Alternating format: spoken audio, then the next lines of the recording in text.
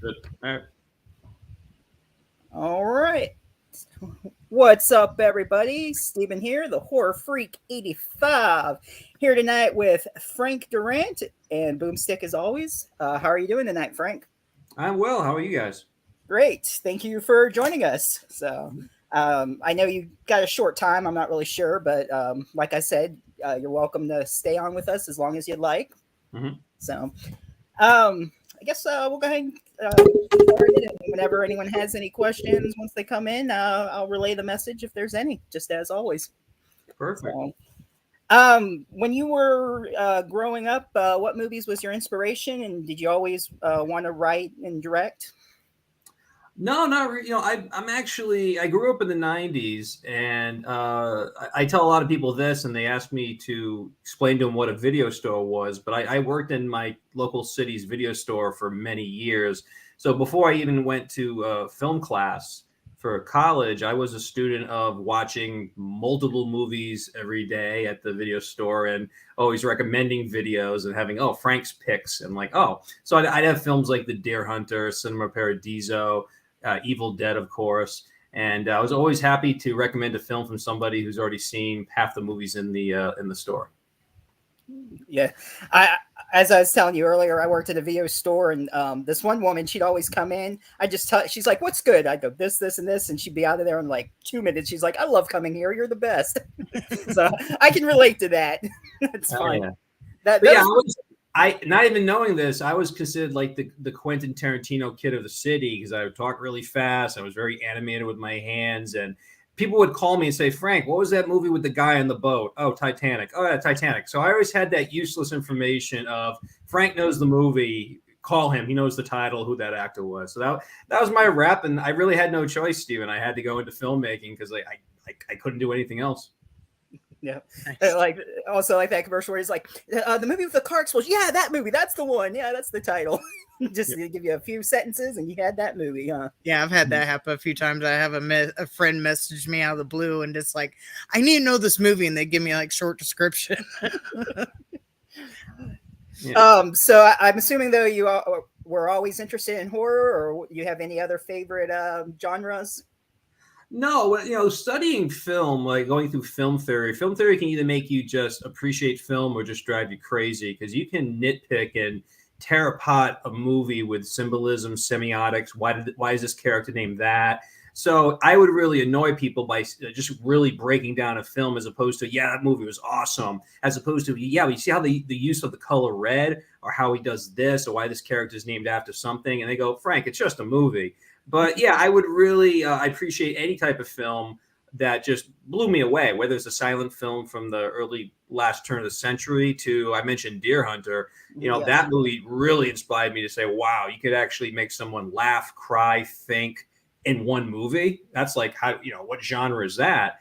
And but at the same times, I'll defend movies like Boogie Nights as a great movie. And still to this day, I'm saying, no, look at the performances.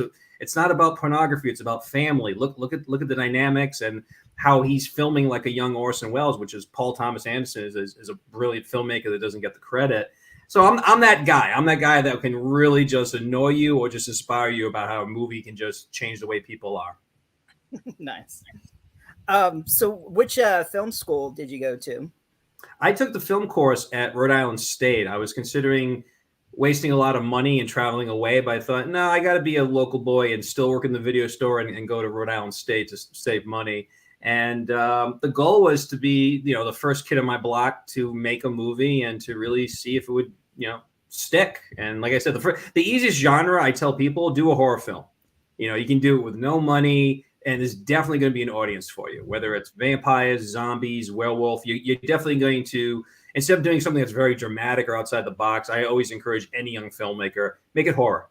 Because that way you'll definitely have people review it, critique it, and definitely show up because that genre is just beyond popular. Absolutely.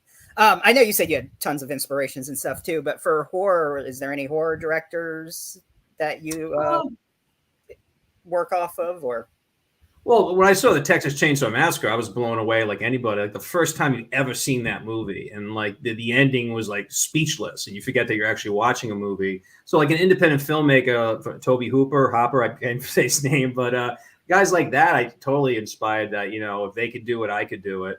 But I'm a student of John Cassavetes, so real gritty, independent. Just do it. Just don't talk. Go grab a camera and just make it happen, and make it real. Make it something that really sticks with people. So you want people to forget that they're watching a movie because the performances are just so real, awkward. And for anybody who could do that in the horror genre to really scare people after 100+ years of horror films, you got to give that filmmaker credit. Absolutely. Yeah, definitely agree on that one. As much horror movie, especially that's been out, like get somebody that's watches it a lot to get scared. Because I haven't been scared for a movie for the longest time, and then I came across this one movie from Argentina, and I watched it during the day, and I had to shut it off. And I had to take a break, and then I did go back and finish it, but it scared me to the point is like I was just so uneasy with this. I got to shut this off for a little bit. You got what you paid for. Yeah. Absolutely. I forgot what I was gonna say. Oh, okay. When you do a movie, what inspires you to or what's the challenge of coming up with something new and surprising the audience? How is that a challenge for you? It's good to be original, but I was told it's not good to be unique. Because when someone says, "Oh, wow, that's kind of a unique idea," it's almost a slap in the face that's really far out in left field, as opposed to, "Oh, that's a cool idea." Back to my days of working in a video store, you write what you know, and I did a very coming of age drama about 4 kids who robbed video stores for a living. And this was shot in 2007, and we made it look like 1997, which for today's standards is almost like, oh, how'd you make it like a timepiece? So we had to find video stores that were still open by then. And it was unique to a degree, but it was very original. People thought, what are we talking about here? Is this kind of a Francis Truffaut 400 blows of the troubled youth, or loss of innocence? But that was me being a 26-year-old. I want to be the next Orson Welles. But lately, anything, whether it's a documentary that a subject matter comes across my desk where someone says, "Hey, you should really look into this murder mystery," or look into this author and do a biopic, or even Fetus 3. I blame Fetus 3 on COVID. Because, boredom can either drive you crazy or push you to write a novel or get into shape or make a horror film. And Fetus 3, I wanted to have something and get a chance to work with Mark Polania, which was an amazing experience. But I just didn't want to do a one and done and just throw something just to say we did it, as opposed to something that's going to be true to the first 2 sequels. How did you meet Mark? Well, I met John first. Back to the video store, we had a copy of Fetus. Okay. So, I was going to say, I assumed you saw the original Feeders, of course. Exactly. Like, it's funny, to the Donna Michelle collection, we had every movie in that video store. So I didn't work at a Blockbuster or Hollywood Video. I worked for a mom and pa, and we had movies that you'd never heard of because we got it through different catalogs. So if Blockbuster didn't have it, we would have it. And yeah, we had Feeders, we had Splatter Farm, we had Cannibal Campout. So, these are films that they're so bad they're good, because it's like, how is that not inspirational for any young filmmaker, anybody who says, what, I can do it. I'm going to get out there, grab a camera, grab some friends, tell a story, and make it happen. And I reached out to John. I spoke with John, I think, in 1999 and early, I want to say 2003, because he wanted me to audition for Razortooth, which was about a killer Easter bunny. And as you can tell, the way I sound, you can either understand me or totally not understand me. So I sent a VHS audition tape to John, and he never returned my call. So I think, I'll stay behind the camera and not in front of the camera. But I kept in contact with Mark for a very long time. And then one day, COVID, I reached out to him and said, "Hey, would you ever consider doing, a third part to the trilogy?" And, he easily said no. And I was like, "Well, what if I read a really good script?" And he goes, "Well, it has to be really good, Frank. I'm not going to waste my time." And I totally supported that. And I wrote a script, sent it to him, and he called me back and said, "This is funny. This is actually, I love how you tied in the first 2 movies. Let's do it." So, next thing you know, we're driving out to Wellsboro, PA, and it was great because I got to meet an idol from my youth who inspired me to go to film school and to make film. And I understand you've seen it, so I think I've done justice to what Mark and Judd set out to do back in the 90s. Mm-hmm. Yeah, I recently just watched all 3 of the Feeders. Going going to be doing Polonia Week, where we're going to be reviewing a bunch of his movies. And I was like, I definitely got to review Feeders 3 or all of them. So, or I probably might even do it all in one, kind of wrap them up all together, do like a 3-part review in one, maybe. But yeah, it's a fun trilogy. I enjoy it. Well, I love the fact that, I'm a fan of Roger Corman, but when the Polanyi brothers beat out Roger Corman in a little film from nowhere, it can beat out a Hollywood film. You always got to root for the little guy. And they're kings of the little guy, outside the system, outside of anything Hollywood or big budget. But you got to root for that little guy in the octagon, because it just feels great that anything is possible. And you don't have to be the biggest, the strongest, or the richest to pull something off. You just have to have that drive and passion. And that's what the Polanyi brothers mean to me. Yeah. Hobbs is here. He says, "Hey, Frank, welcome." He's going to be reviewing Rip for Polonia Week also. He said, "Thanks for the screener. He's looking forward to it." Thank you for that. Appreciate it. So, yeah, I'm sure a bunch of us will be reviewing that. And so anyone who hasn't seen that, what was the website it's also available on? Oldies.com or... Yeah, Alpha Video is one of the longest DVD distributors in the country, and they own oldies.com, where I think 80% of their catalog is public domain. So you got a lot of old timers where if you want a DVD copy of something by Cecil B. DeMille or D.W. Griffith, they have it. But then there's a lot of cult films that have fallen into the public domain. They can actually produce a DVD of good quality for you. And as far as I know, they're getting into more than that. They want to really distribute good independent movies. So they're an option. That they're based in New Jersey, and they can understand when I talk. So that's a good thing.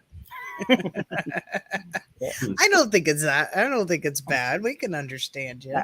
Yeah, I'm good. But after a couple cups of coffee, I start talking about film. You'd be like, "Slow down, I can't." Yeah, I didn't know I had an accent until I moved out to California, and everybody told me you have an accent. So I was like, okay. It's funny how you never notice anything until somebody says something.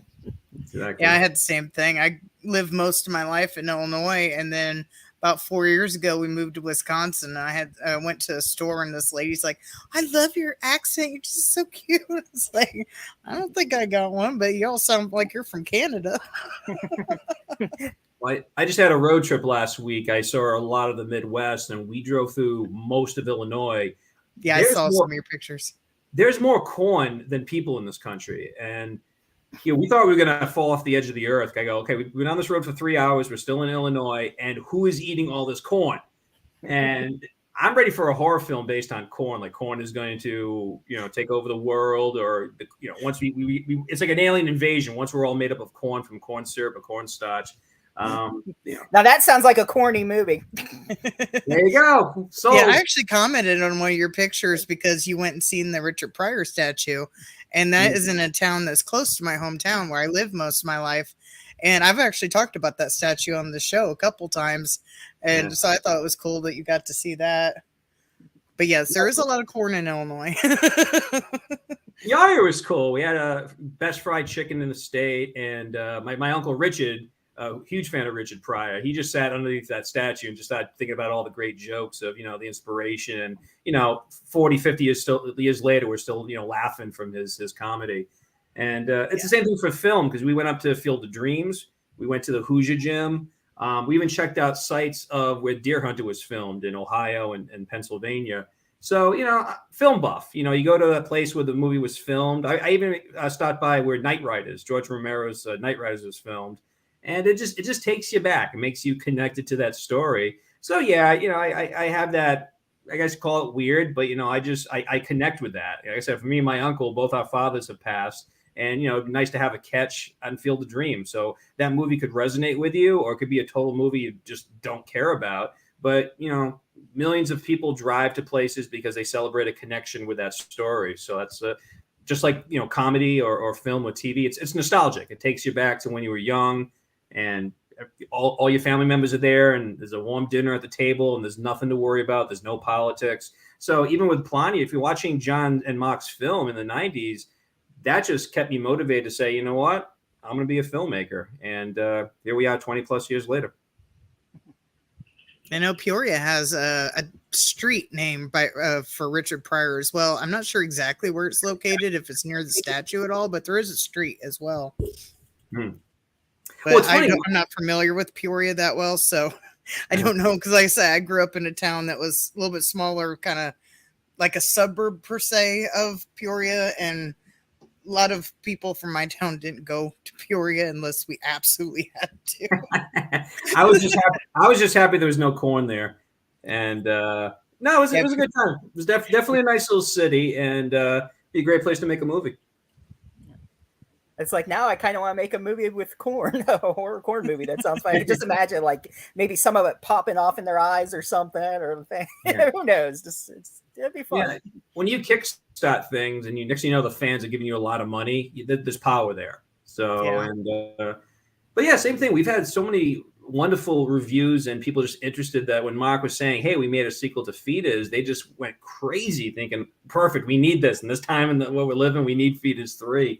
And the fans matter. If you don't have anybody really caring, you're only doing it for yourself and not really doing something that's going to resonate with an audience. Mm-hmm. Let's see. Hub said, "I'm from Ohio. People think I sound like I'm from Canada." Hey, really? That's why I was. I don't think so. Not the accents I've heard. But no. I was talking to Greta briefly, and I was joking around. I'm like, you're probably going to end up in Feeders 4, dessert. That'll be the next one. They've had all their meals. What about dessert? That should be the next one. Well, it's the same thing like with Rip. We just actually filmed part 2 and 3 back in May. So the intention was always to do a trilogy. We wanted to see how the first one, felt. And by the end of it, Mark and I said, we can work together again. And Mark was like, absolutely. Because that was the second time we'd actually had to work in a very short time and low budget. And we did 2 films. So all 3 films were filmed in 8 days. So it was a very, very, very interesting to say the very least, but it was very we had a good time, but we also had to put in very long days to make that a success. And it's kind of good. We're proud of it. It stands alone as a trilogy. But then again, like you said, if the fans are like, we need a part 4, yeah, we'll cross that bridge. I like how you also put in the intermission and everything and mentioned like stuff at the drive-thru or old movies. And it was clever. I really enjoyed it. Yeah. I got to watch it earlier today. Well, I was talking about Feeders 3. Feeders. No. Sorry, I was kind of distracted because me and Bob were having a discussion about Chicago in the chat. He's like, "See, Sweet Home Chicago." I was like, "No." I'll never claim Chicago besides the Cubs. Yeah, I hope we will see that Rip sequel or trilogy. Of course, I'm not going to spoil it, but the way it ended definitely left it up for something more. So yeah, hopefully that'll work out, and we'll see another one soon. Yeah, I've got to watch it for the first time today. It was good. So you said that one was filmed in 8 days? All 3 together. The first one was filmed in 4, and 2 and 3 we combined it with 2 crews going simultaneously. So on the set of 1 we could have actually wrapped in 3 days, but we had to wait for the sun to go down. So on Thursday we just hung around, and Mark likes to smoke, and so we just talked. A bunch of film lovers talking about film, and we just realized, just like Toxic Avenger, we could have done 2 and 3. We could have actually filmed more. And he said, absolutely, we could really have done more. So that was the inspiration, along with being bored and stuck in the house with COVID, to write 2 more scripts and to film it back in May. And, there's been so many adaptations of Sleepy Hollow by Washington Irving, but I said, no one's ever done anything on Rip Van Winkle. I go, this is unclaimed territory. Why not? This is part of American, fairy tale. And so, that gave me the inspiration. Thinking, okay, I think we do a good story and have a good time making it. And that's what, we were very successful in doing both. Yeah, I was shocked to see that part come into the story because you don't really find out that until later on. I was like, oh, that's interesting. Because like you said, you don't see that. It was funny also, like when I saw it and realized it was called Rip, and I'm like, I thought it was like Rest in Peace. I'm like, oh, Rip, duh, hello. Well, along with Alpha, I was told that Wild Eye Releasing is interested in releasing it for streaming. And they said, we don't like the title, it's just Rip. I'm like, yeah, rip, tear, rest in peace, play on words. So they came back like months later and says, we got a great idea for a title. I said, what is it? They said, Rip Van Winkle. Yep. They go, that took you 60 days? But it was going to be R.I.P. Van Winkle. And I thought to myself, I go, yeah, you guys are right. That actually makes much sense. That we should call it Rip Van Winkle. Because eventually, the cat's out of the bag in Act 3 and you find out the connection to the story. Just like Fetus 3 or even the original Fetus, it had a great story. Mm-hmm. And there was a lot of film noir, homage where there are shots right out of Night of the Living Dead. When the alien pulls the electrical off the wall, that's the same thing the zombie does in Romero's Night of the Living Dead. So we kind of want to include some like Hitchcockian, the shower scene we still right from Psycho to put in Fetus 3. And then, Santa Claus versus the Martians is right out of, that's Fetus 2. So, there's no such thing as stealing in filmmaking. You borrow. So just like the Polanias, I borrow a lot of stuff. And you see that in Fetus 3 as well as in, Rip Van Winkle. What was the most challenging part in getting it done in that many days? If everybody's not inspired, then they don't want to be there, and then you really have to put it all in. Everybody was paid. I believe in paying people for their time and their talent.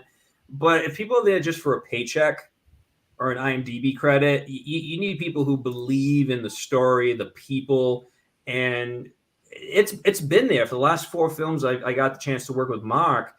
Everybody just appreciated being there. We filmed at Riddlebo's Resort, which is in the heart of the old Catskills, which is literally a few miles away from where the original Rip Van Winkle story takes place. So it was very nostalgic to be there. But, the people came out not just as a vacation, they had a great time, but they also believed that, they're making Gone with the Wind.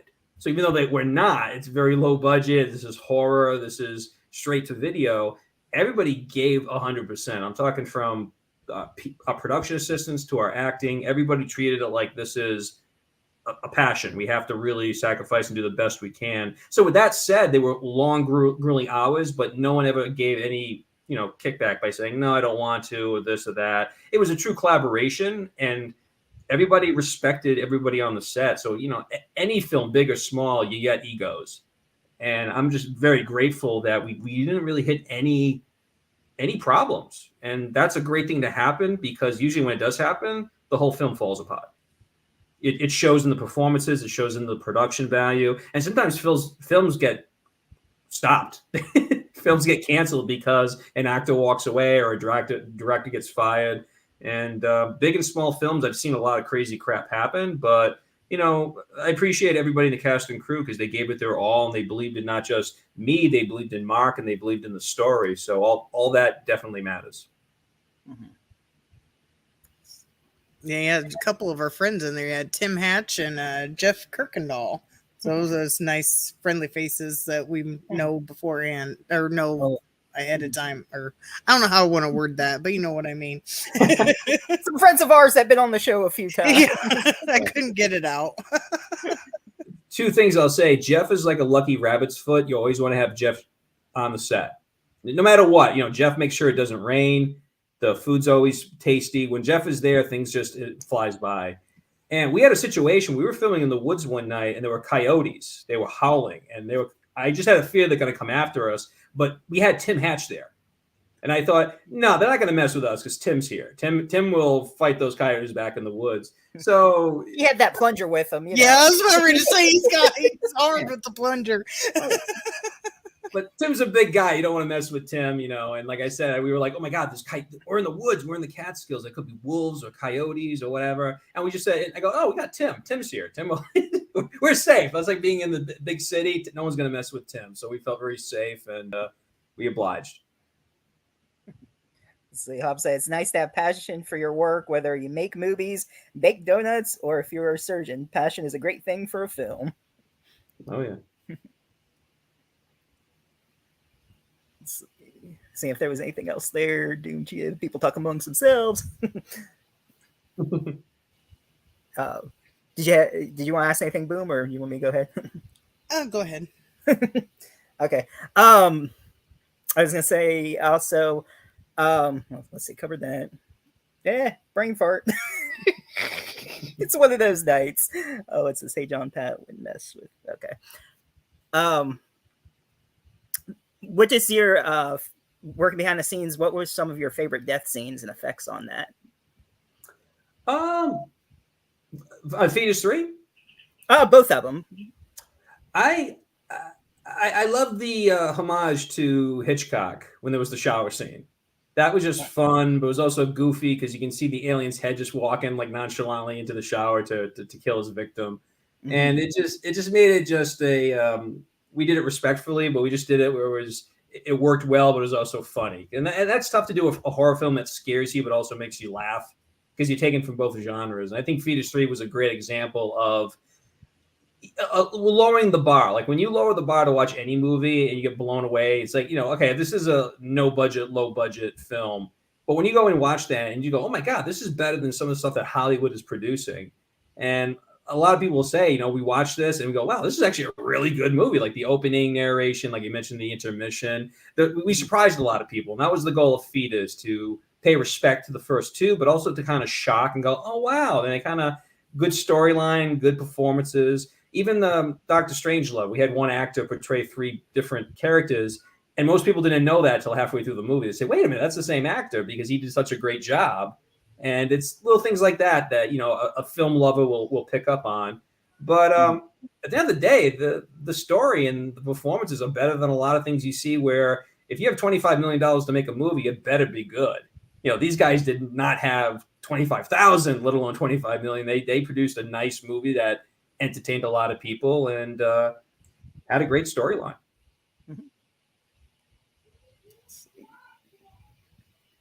You had mentioned that earlier you did the film, like the 4 kids robbing video stores. Was that a short film that you did, or was that a full-length feature? That was a feature length. It was called Solitaire. And we filmed that in 2008 with Marilyn Chambers, who was known for Behind the Green Door. She was a former adult film star, and she actually was born and raised in Providence, Rhode Island, nearby where I live. And I met her at a convention because I was trying to sell a script called How Debbie Did Dallas, and kind of a funny comedy of a bunch of kids trying to make a porn film, which turned out to be the most nostalgic adult film of all time. And I bumped into Marilyn. She said I was cute. And then basically she goes, hey, if you ever do a film out in Rhode Island, I'd love to come back out there because I haven't been in a very long time. So I wrote a character in mind where she got to play a police officer. And to her, that was her biggest turn on. She always wanted to be like law enforcement, like a sexy cop. So there was the likability factor. She liked the story and she wanted to play a cop and she wanted to come home to her home state, kind of say goodbye because she basically left for California and never turned back. The sad thing is she passed away, I want to say 6 months after she left the set. Oh. So it was almost, I got to be the last director to work with her on a film. And I kind of kid, I tell people, it's like, oh yeah, I did a movie with a professional midget wrestler and a former porn star. And they go, oh, what kind of movie is that? I'm like, listen, she keeps her clothes on. It's not that type of film. But no, it's just that was my, as a young 26-year-old filmmaker, that was going to be my opus because it was, personal story. To me, it was a poem I did for my father who had passed away. But at the same time, like, what am I doing? Am I doing this for myself? Am I trying to inspire? And so I had to make sure that I rewrote that script a dozen times before I felt this is a story worth watching. Currently on YouTube right now, if anybody want to watch it, it's out there. It's just Google Solitaire Marilyn Chambers and it'll come up.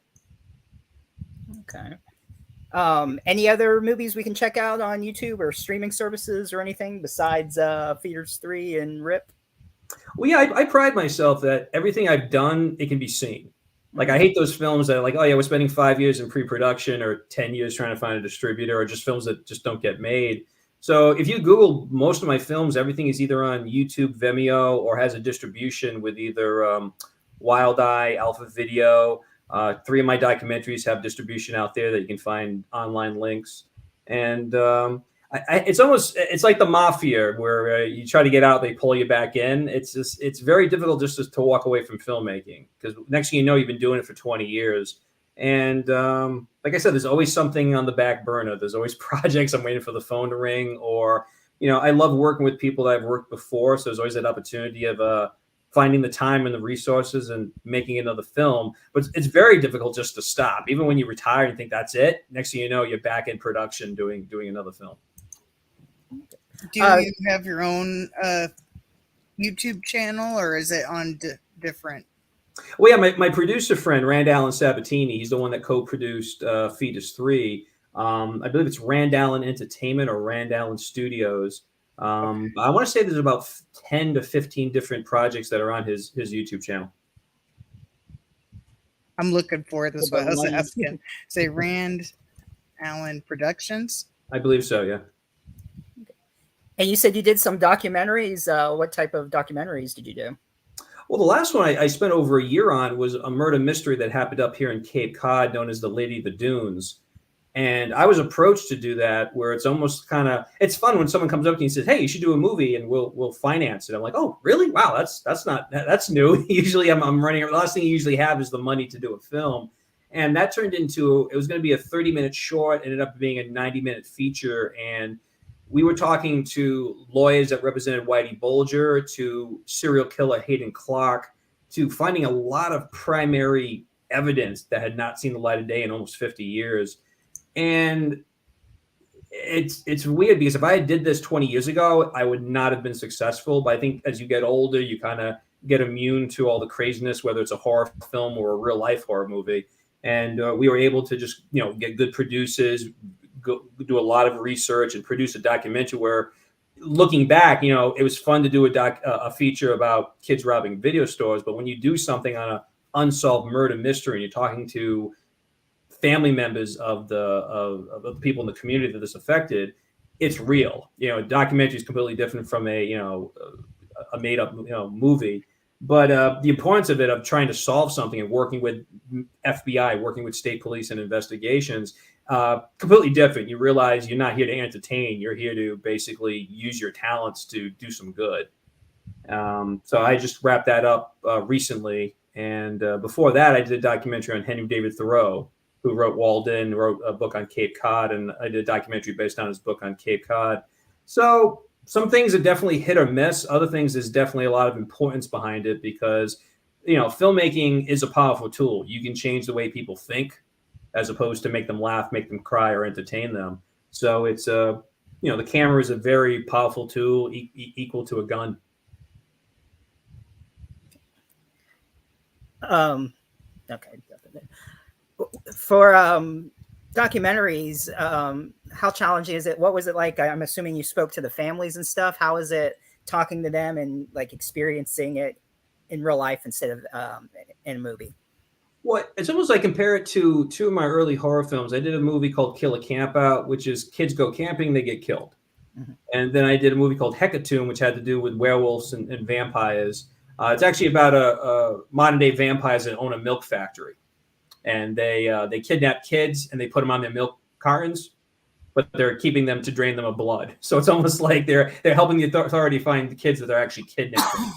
And when I tried to sell this and go around saying, "Hey, I want to film this in the community," you get a lot of NIMBY, not in my backyard. So it's kind of like, if I get a lot of yeses, okay, we got a location, we got a vendor, we got a crew, we got a cast.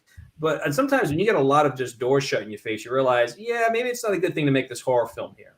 And it's the same thing with a documentary. I just knew going in that if I didn't have the blessings of certain families, there's no way I was going to be able to get a permit, work with law enforcement, be able to find a crew and convince people to do this without being kicked out of town. Same thing like a horror film. We had communities who were like, "Oh my God, it's a great idea. Yeah, you want to film in my backyard? I can get you police. I can get you this."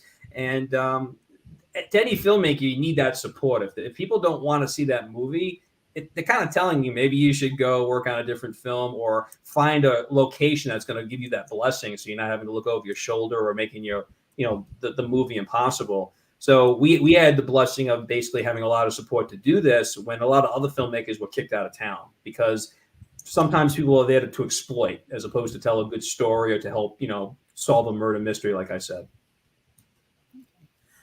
Is there anything interesting that you would want to do a documentary of if you had a chance to do it?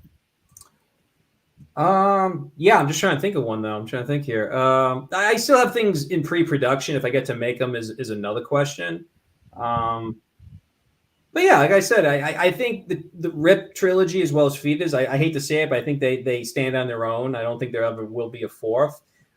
We are in talks to do, hopefully with Mark again, a possible film noir movie. We're waiting to hear back from an actress. And there's always room to make another horror film. I just don't want to do anything that's going to be a step back. I hate seeing a good filmmaker do a film just to call it in and go, why did he do that? As opposed to the next film is going to be bigger and better than the one before. I think I found the trailer at least to Solitaire, so I posted that in the chat.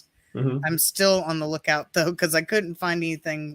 I don't know if I spelled something wrong or what, but I couldn't find anything under Rand Allen Productions. I'm still looking, but I got the trailer at least to post it in the chat. If you just Google Solitaire Marilyn Chambers, it should come right up. Because you got me thinking, hopefully it wasn't deleted or pulled down or. Yeah, who knows with YouTube? I'm looking on YouTube, so like I said, it's probably user error. I'm going to blame that. So, but I am looking. Just let you know that's why I'm being quiet. Hobbs says, if I might make a suggestion, I would really like another film about killer cicadas or about creatures similar to boggans. Let's do it. Or how about a mutated cicada boggin, like cicada eyes or something? There we go. Oh, Queen fan just came in. He says, Frank, I do not believe I've seen any films you've been in. What a few films you recommend to get started? That I'm in? Oh, I guess he thought you were in it or directed, or have you been in anything or just behind the camera? I am. I'm actually a member of the Screen Actors Guild. I joined out of spite in 2002, and next thing you know, 20 years goes by. Now I'm a veteran member of the Guild. Luckily, from where I am, a lot of big budget films will be made up here in Boston, so I'll sneak on as an extra or a day player. Sometimes you get to see my ugly mug in the background. God, what have I been in? I'm trying to think here. Ricky Gervais did a film which was a turkey, but it was a brilliant movie called The Side of the Truth.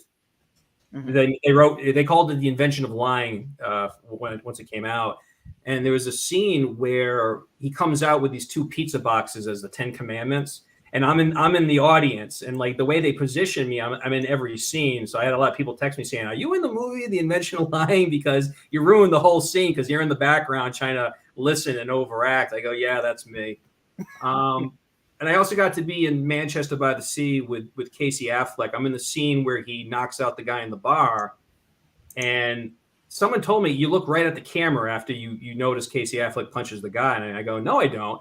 And sure enough, I remember an AD telling me, no, you didn't. It just looks like you're looking in the camera. So once again, I ruined that scene in that movie, even though Casey Affleck, I'm sorry. Casey Affleck won Best Actor in that, but I ruined the scene again. So yeah, I've been in a lot of good movies where I'm ruining or making the scene worse than it could be. Which was not the goal, but unfortunately it happened. And I had someone just text me, Solitaire is on YouTube, just Solitaire Marilyn Chambers. There's a behind the scenes video, the feature, and then the trailer. So it's all should come. Yeah, right I up. finally found it. So the link to the YouTube is in the chat now. Oh, perfect. And Queen Fan also said that he was checking your IMDb and you were a citizen in Ted 2. And he loved that film. Yeah, it's weird. My butt has been in so many movies where when they're in the car, they're parked out in front of the courtroom, you can see my butt walking by the window.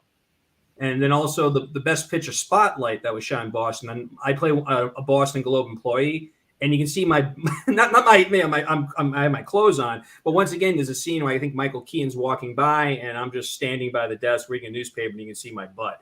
So it's like my butt made it into a Best Picture. They go, yeah, hey, it's all downhill from now, kids. But, and the Academy at least your Award butt was in the movie. A lot of people can't say that. So exactly. So did I get my full body? No. Was my rear in it? Absolutely.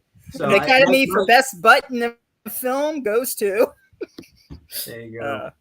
We should have that. We should have best extra or, best day player, these, best catering. That'd be cool, kind of cool for the Oscars. Hey, it's still part of the movie. I mean, you got to have, if there's no people in the background, this is like an empty, no world apocalypse movie. Well, I think it was the SAG Awards. They have best ensemble cast. So you have the best actor, but you have the best ensemble. Like the movie Coda, fantastic family. Game of Thrones is a perfect example. It's like whether you like the storyline or the subject, the cast of characters are fantastic. You could actually write a story just having the characters before a story. So I think that to appreciate the entire ensemble, because your movie's only as good as your worst actor. Mm-hmm. Yeah, that's true. So your butt played some good parts. I'm kidding. Yeah, I was motivated for those scenes. They knew exactly what they wanted. They got it. Hub says, understand I'm on YouTube dancing somewhere that he didn't record it. It happens. Out of the movies, is there anyone that you got to meet on set, even though you were an extra? Did you get to talk to anyone or just there as an extra? Well, I think I don't want to say unfortunately, because it was an amazing experience. I got to be a stand-in on a Woody Allen film many years ago. And for being a film student, to being a fly on the wall and getting to watch real actors and a Hollywood legend, whether you like Woody Allen or not, to watch somebody who's been doing it for 50 years, I can't believe they paid me and they gave me all the coffee and donuts I could eat. So the movie, unfortunately, was a turkey. Didn't do that well, but I got to meet and talk with Joaquin Phoenix and Emma Stone and Parker Posey, and it makes it real, because if you grow up watching Dazed and Confused and now you're talking to one of the actors or you're talking to the future Joker, it's worth just being there. It's worth to be a part of that story, even though you never get to see my face, but I was a stand-in. So my job is to stand there and making sure the lighting is good and the sound, so the real actors can come up and not have to wait as long as me. But no, it was a summer of 2014. It was a great summer because I got to hang out and act like I was a big deal to make a movie. But it's a part of the collaboration, like you said, where it all matters. All these people, like if you have terrible background actors, the people, the audience is going to know these people looking at the camera, the acting sucks or the location sucks. So it's a collaborative art where, everything has to be there. If your boom operator does a terrible job, movie could be great, but it sounds like crap. So it matters that everybody on the team is doing their best. Otherwise, the story, let alone the film, is going to fall short. Mm-hmm. Hobbs has a question. Oops, yep. Go ahead. Yeah, go ahead and read it. I was about to read it too, but that's fine if you want to. Do you collect physical media or collect anything horror related? Do I collect? I used to. I was fourth generation Italian hoarder, where I used to hoard so many things, and I used to collect everything when I was a kid. I'm talking coins, stamps, comic books, baseball cards, movie memorabilia. Now that I'm married with a child, I don't have any room in my house. Like the kid has taken over the entire house, but even my man cave became my wife's office. So a lot of the stuff had to be. So what's funny, to do solitaire, almost like Kevin Smith, I sold most of my collections to raise money to do that film. I have a piece of the old Boston Garden before they tore it down. I have that. And I actually have a rock from the foundation of the bar tavern from Durant.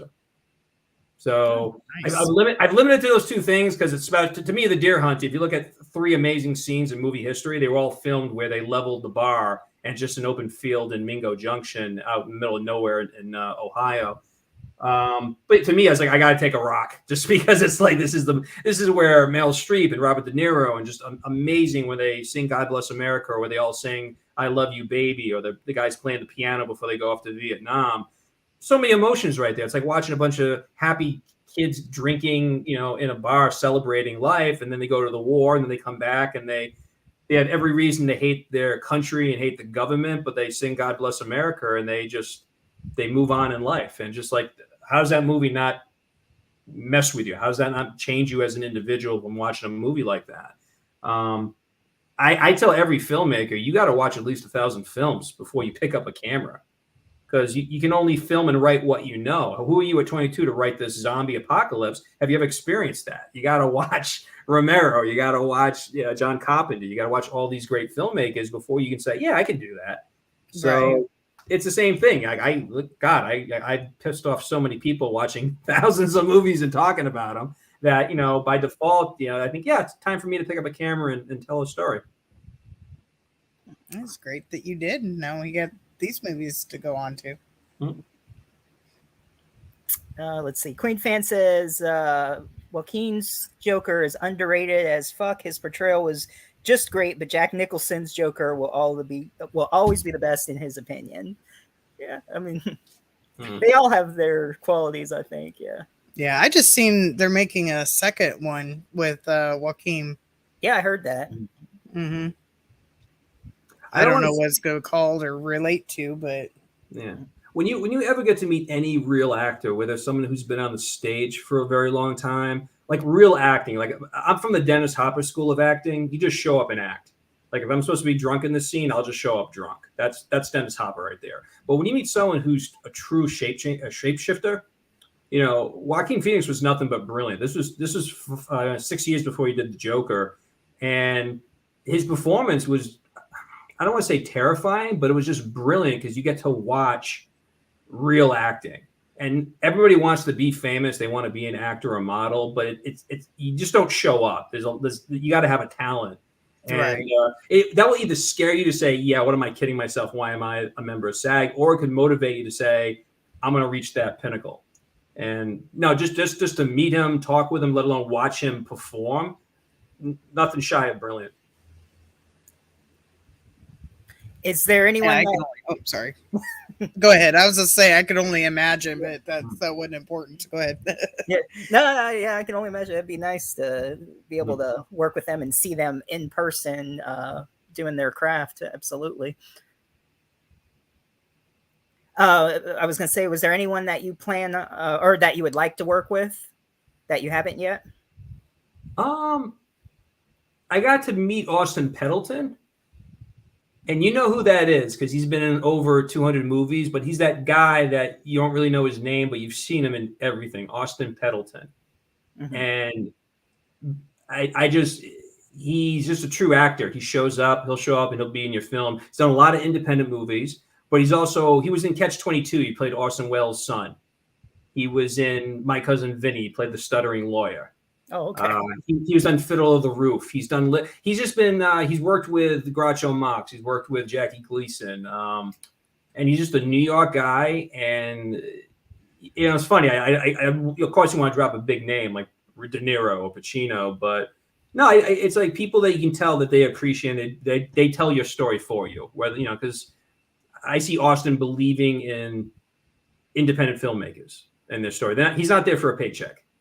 He's there because he believes in the people and the subject matter. So I would love to work with Austin.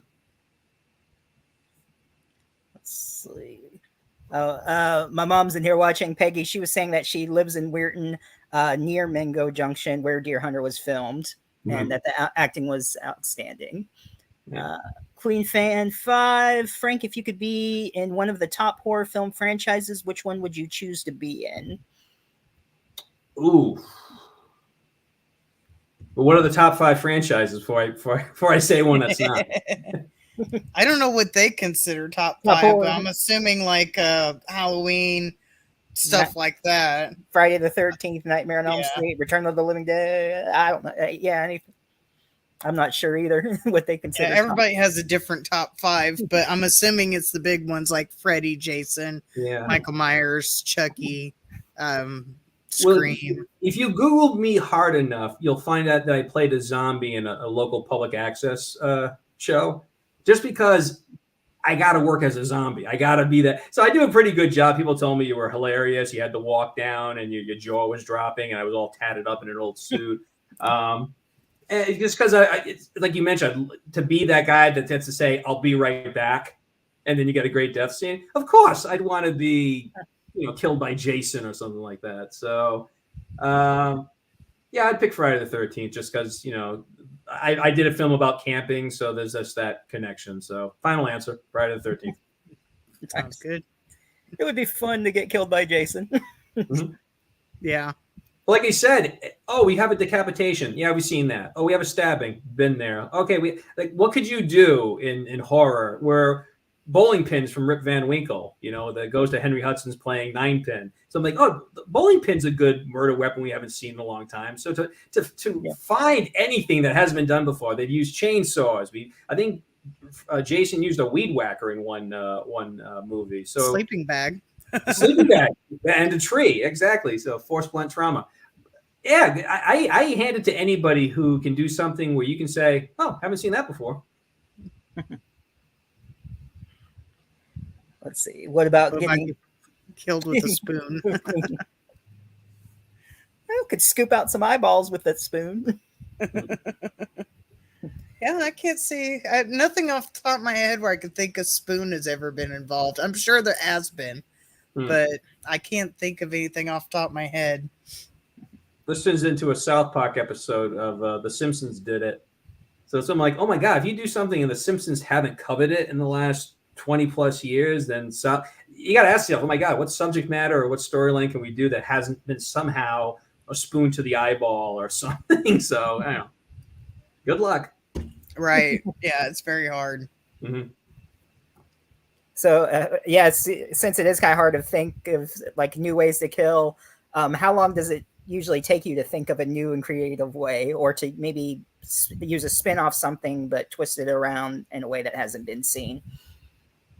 Well, my style is I use a lot of postcards before I even write a story. I have the characters and then kind of put them in a scenario. I'm like, okay, I have the detective. What is do I have conversations with these actors? And then you kind of set it out of like, okay, where's the beginning, middle, and end? And then you kind of thinking what could be an honorable death for this person.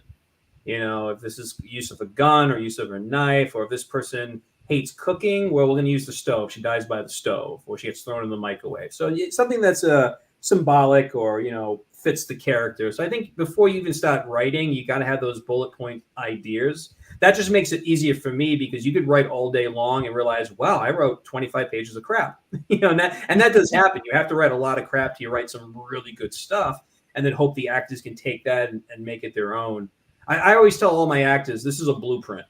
It's not set in stone. So if you need to change a word or stand somewhere differently or ad lib, you got the gist of it. You have to stay in your box, because they'll say, well, listen, I think an alien ship should land here, and we need a bunch of monkey aliens. So we need all that. It's like, can we add the budget and add the schedule? That's not the case. But I tell people, make it your own. You know what the box is. Stay in your perimeter and make it your own. But on the whim, I think you got to have some cool ideas. Like, oh, this would be cool, like Death by Plunger. Phantom of the Paradise did it, but we'll steal it from Phantom of the Paradise. Because don't forget now, he's the plumber. So how do we kill him? You use a plunger. So it's stuff like that. Yeah. Hobbs said Fig Newton is killed by a Fig Newton. There you go. You just shove it down their throat. Yeah, there's either choking or an allergic reaction, or the Fig Newton becomes sentient and kills you like a gingerbread man cookie. So you got three options off the top of your head right there. There you go. Well, I had an actor friend tell me, you're deaf because you talk so much. You're either going to die halfway through a story, or you're going to choke on food.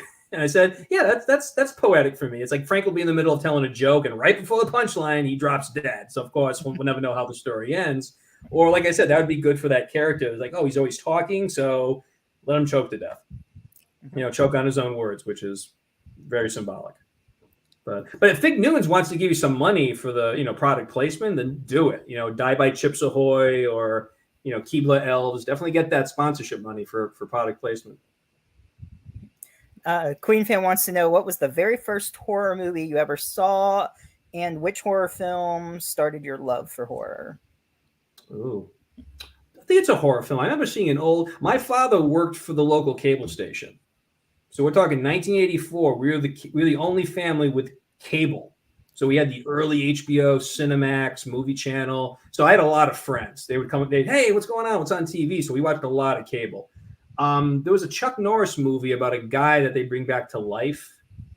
And it was one of the actors that was in the Shawshank Redemption. He's a character actor. But nothing could kill this guy, but of course Chuck Norris can kick him down a well. I know the movie you're talking about. I forget what it's called.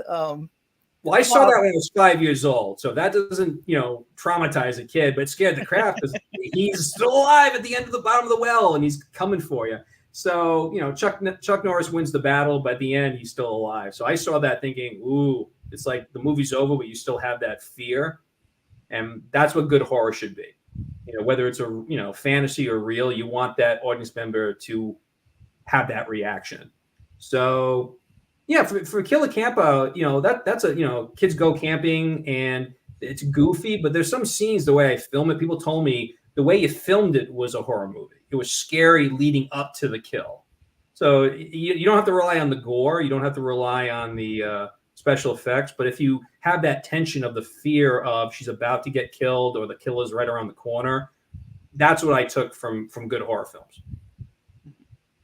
And that usually makes it a good one. It doesn't have to be the gore and blood and guts. It's usually I like comedy references or a little bit of comedy put into it. Or like what you said, the tension that builds up to it.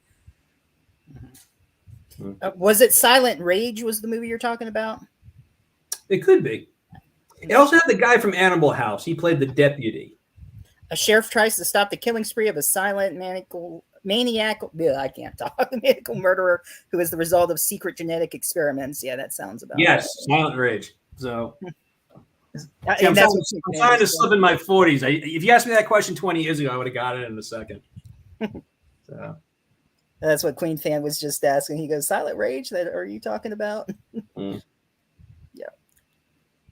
Yeah, that was a good one. I have it too. I haven't watched it in a long time, but yeah, that's a good one. Can't go wrong with Chuck Norris too. He's always fun to watch. I think. Did you have any other questions, Boom, or anyone in the chat? Typing that in my list of movies that we talk about that I've not heard of or seen, so I don't forget about it later. Because, like Frank, I'm in my 40s. I don't remember this shit once I get off of here.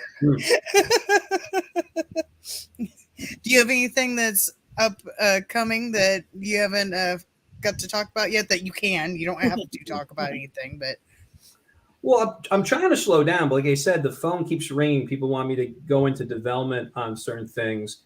I'm still waiting to hear back from an actress who may want to do a feature with both Mark Polanyi and I. I should know about that hopefully within a month so we can start writing the script.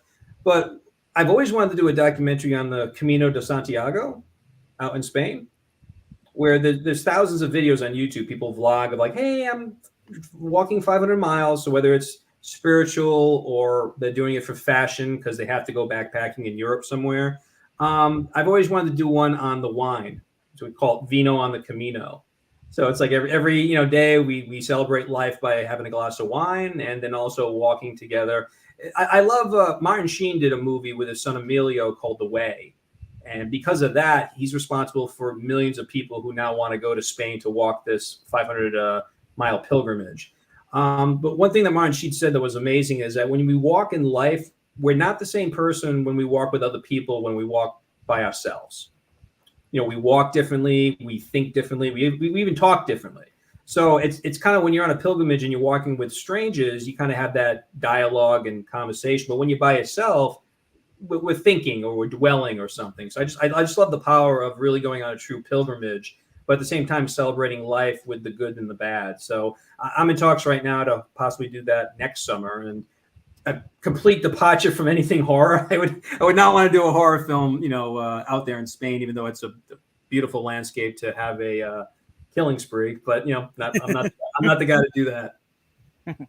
Hobbs wants to know, would you ever consider doing a Halloween type anthology? Well, it's funny. Fetus 3 takes place during Halloween. And I thought to myself, we can't do Christmas because we did Fetus 2 for Christmas, but we just love the idea of having Halloween as kind of like the backdrop of an alien invasion. Of course, with Orson Welles of the War of the Worlds, of that happening, it's like, what a perfect time to have the world taken over by another planet, but at Halloween. Because, is it really happening? Is it fake news? What's going on? And before November 1st comes along, it's too late. So Halloween, I could consider it. I think... in my opinion, the best horror is psychological horror. And one thing Mark had mentioned about the possible film noir movie is the use of colors. If we could really showcase like a color scheme of the characters, like whether they wear clothing or their names. He's definitely into the symbolism. If I was to do that, Frank, I'd want to really just not do a movie, but really have a classic film noir and have that kind of style of filmmaking. So, and that's good because you have that real collaboration of like, are we just doing a movie? Or are we all coming together to tell a story? Queen fan wants to know who your favorite horror film actor is. Film actor? Mm-hmm. That I've worked with, or? He just says film actor. So I guess anybody who you would like to mention. Yeah. Trying to think here. Oh God, Freddy Krueger. Honestly, he's a very interesting actor, and I just think that the character that he helped create is just, Jason has no narrative. Right. Freddy is just funny and terrifying at the same time. So, plus he was in the TV series V. Yeah, I grew up with the original V, and he was such a lovable, innocent, couldn't hurt a fly, and then he gets the Freddy Krueger role, which I thought was brilliant because like that actor, you could be a killer, and then sure enough, it shows he's a very great actor, and there you go. Yeah, he portrays evil quite well, and or whatever role, psychologist. Like I'm sure you've seen Behind the Mask, The Rise of Leslie Vernon. Mm-hmm. Yeah, so he was kind of like the character from Halloween, the Loomis character. Right. Okay, yeah, he was saying in general who your favorite was. So let's see. Any other questions? Boom. I have one final one, but it'll be the last one that I asked. No, I don't think so. Go ahead and ask her. All right, because it's actually been an hour. I know you said a half hour, but like I said, we just get going. My final question for you is what type of inspiration or legacy that you hope to leave behind with your work for fans? Well, it's fun. That's a good question. Thank you for that question. I was working for the Newport Film Festival, and I got to meet Valerie Harper's casting director. And she goes, okay, look at you. You're like, 20, you're trying to be an actor, filmmaker, whatever. And she goes, how's this? How about if I guarantee you, like magic, I'll give you world fame. You'll be the most famous filmmaker ever. Would you do it? Would you accept it if only it happens after you die? And I waited, I thought about it for 5 seconds. And she said, before I could say anything, she said, wrong answer. Because you want the fame now. You want the money and the glory and all that. And I said, well, yeah. He goes, you're doing it for the wrong reasons. So like Henry David Thoreau, who I mentioned, he barely could sell a book. Now he's world renowned. People come to his grave. People take a pilgrimage out to Walden, but he didn't get to earn that, the goal of like, oh, people love me and they look up to me and I get to sign autographs. So that's the thing. I kind of feel that, if someone could see my movie 100 years from now, or watch something, if YouTube is still in existence, who knows how we're going to be watching films. We may have a chip in our head 50 years from now. We just plug into the Matrix. So honestly, if it resonates with somebody, if it motivates someone to do their own art, and I can be that, inspiration vehicle. I said this to the local Tioga newspaper when I was making Fetus 3 with Mark. I said, Mark and John Polanyi are responsible for hundreds of independent filmmakers. And Mark didn't want to comment because he's very modest, but it's true. It's just what we do has repercussions, good and bad. So I tell everybody, do it for the right reasons. And like you said, your acting performance could scare the crap out of people or motivate someone to go to acting school, film school. You may motivate someone politically, ethically. You just may entertain a lot of people that they give you your money. So at the end of the day, you have the power of making films and telling stories. So be careful, tread lightly, but also be passionate and do it for the right reasons. Very good. Yeah. Great. Well, appreciate that answer and your time and sticking with us this long and having these discussions. And hopefully we'll see you again sometime. Guys, it's been a pleasure. Thank you for having me. All right. Thanks. You have a great rest of the night and weekend. Take care. All right. Bye. Bye. So. Yeah, I was reading. I met Robert England. I was typing it, but since his answer's done, I'll go ahead and just say that. Yeah, I've met Robert a few times. So I met him once. yeah, he's It was really real quick though, because it was in a photo op thing, and he had a line, so we just had to go take a picture, basically say hi, and move on. Mhm. So I guess we can go ahead and since some 4th of July movies coming out, is there anyone who likes or has watched recently any themed 4th of July movies? I watched Frogs earlier for the first And time. that's interesting because we just talked about that for a birthday one, and it's also a 4th of July movie. Yeah, it was a 4th. Which I haven't seen it forever, so I didn't realize it was either. I didn't have time to watch it today. That's right. We did, or you did mention it, and I wasn't even thinking birthday. I was like, oh yeah, it's 4th of July. But yeah, that was a fun one. Oh, you're fine, Queen. You don't have to be sorry for being late.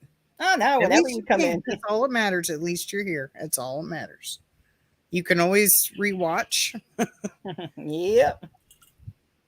Whenever you show up, it's fine. It doesn't matter. We all got our stuff to do. Mm-hmm. Yeah, we're not gonna say you was not here. Right, you were late. Right on the damn dot. We're booting you. Tagged for tardiness next time. I'm kidding. You're gonna have to start charging for tickets to come on in and have a private show. Oh, you're late. It's gonna be like the either a packed room. Oh, you're late. You gotta shut the door. You can't come in to play while it's performing. Let's see. Hobbs said I watch Frogs every year. Today I'm watching Mothra versus Godzilla. Let's see. Yeah, we're about ready to talk about some July 4th horror movies. So we're about ready to get into it. The first one we brought up was Frogs. Last night I watched Uncle Sam. Yep, I watched that too. Yeah. And I watched it on Shudder with Joe Bob talking about it. So if you want to know more about it, get Shudder and watch the Joe Bob version of it, of Uncle Sam. We could get to learn a lot more of that movie. They had a sonic boom in that one that blew out the windows of, I think it was a 3-block radius. Right at the end of the film. Wow, that I did not know. Yeah, Joe Bob talked about it last night. Yeah, I just watched it online. I found it and was watching it. So, but yeah, I haven't watched Uncle Sam in a while. But yeah, there were some good death scenes in there. Yeah, yeah, I love Uncle Sam. I don't remember when I found it, but I try to watch it around the 4th of July every year. I know Uncle Sam is on Shudder. Queen was asking where you can watch him. Yeah. I'm not sure if it's on anywhere else. Let me look. I'll look real quick. Yeah. Disappearing into the bone. I did not put it in. It helps if I spell uncle. So I didn't put in my notes where stuff was streaming, but I know for a fact if you have Shudder, it is on Shudder. Okay, I'm gonna have to look on my phone because my computer's not telling me. Oh, I actually saw a post that Scream Factory is going to be doing a 25th anniversary of I Know What You Did Last Summer. It's going to be coming out. Nice. Yeah, there's another ones. Apparently it's on Tubi as well. So if you have Tubi, but that won't have like the Joe Bob part if you want to learn more about it. Yeah, that's how much. Shudder's like $50 a year, and you can pay a month too or whatever. Yeah, it's like $5, I think. I don't know. I pay a year, but I want to say it's approximately $5 a year. But I'll give you a hint. I know a lot of people will add it onto their Amazon because I think it might be a little bit cheaper. But if you do that, you do not get access to all the movies. I don't know why Amazon does this. It's not Shudder's problem. It's Amazon does this. But you do not get access to all the movies. And Shudder also has this live TV option where they play the movies all live TV, but it just, you don't choose the movie you're gonna watch. You just like turn on a station and there's the movie playing. And the Joe Bob stuff, if you get into that, that's on at certain times. You can only watch when it first premieres on the live TV option. But I think it might be a little bit cheaper through Amazon Prime. And with Amazon Prime, you also get AMC Plus and like I think 2 other stations. But Still better to get Shudder, Shudder. Yeah. Shudder itself has more to it. Yeah.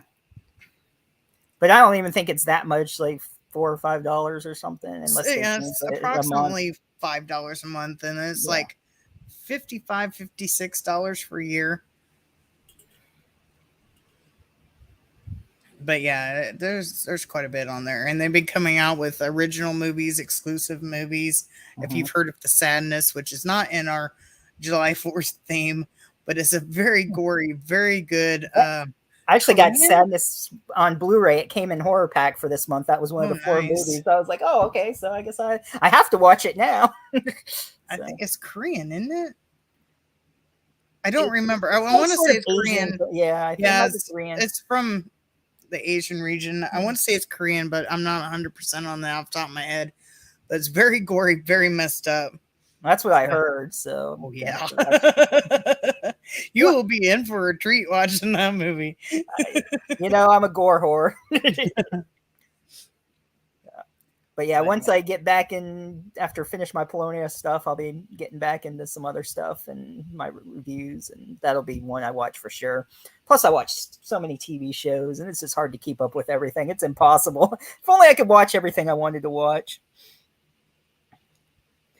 It sounds like they're liking the idea of a Shudder. And I mean, you can go ahead and they either give you 7 days free or 30 days free, or I think if you try like for the coupon like Shudder, I might have something that like still worked. I can't remember what it was, but it gives it free like 30 days. But and either way, it's still you like us, so I have a feeling that you would like Joe Bob. Joe Bob, I'm assuming since you have 05 in your name, you are not that old. I'm assuming. I could be totally wrong on this, but I've known Joe Bob since like the 90s, and some people know him back before that, but he's very funny. He does kind of jokes that some people do get offended by, but his persona is what Joe Bob is. He's not actually that way.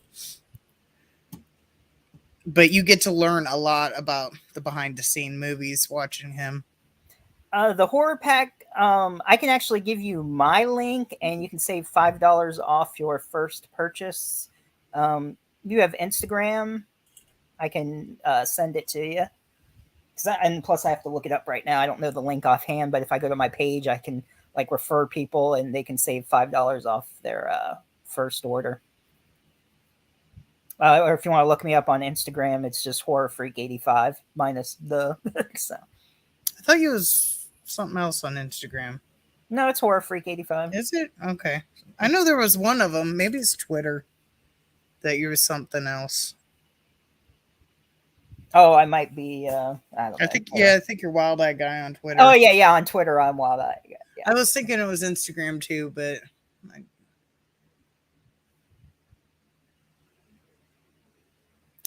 The 05, that is. Okay, gotcha. So you're the same age as my son. Or is the 05 you just switched around? No, I'm just kidding. I'm just kidding. What was that, Saturday Night Live? I'm 50 years old. I kick, I stretch. I kick again, I'm 50. Back when Saturday Night Live was good. I haven't watched Saturday Night Live and I don't even know how long. Me either. I don't even know who's on it anymore, to be honest. I don't either. I don't even barely watch clips.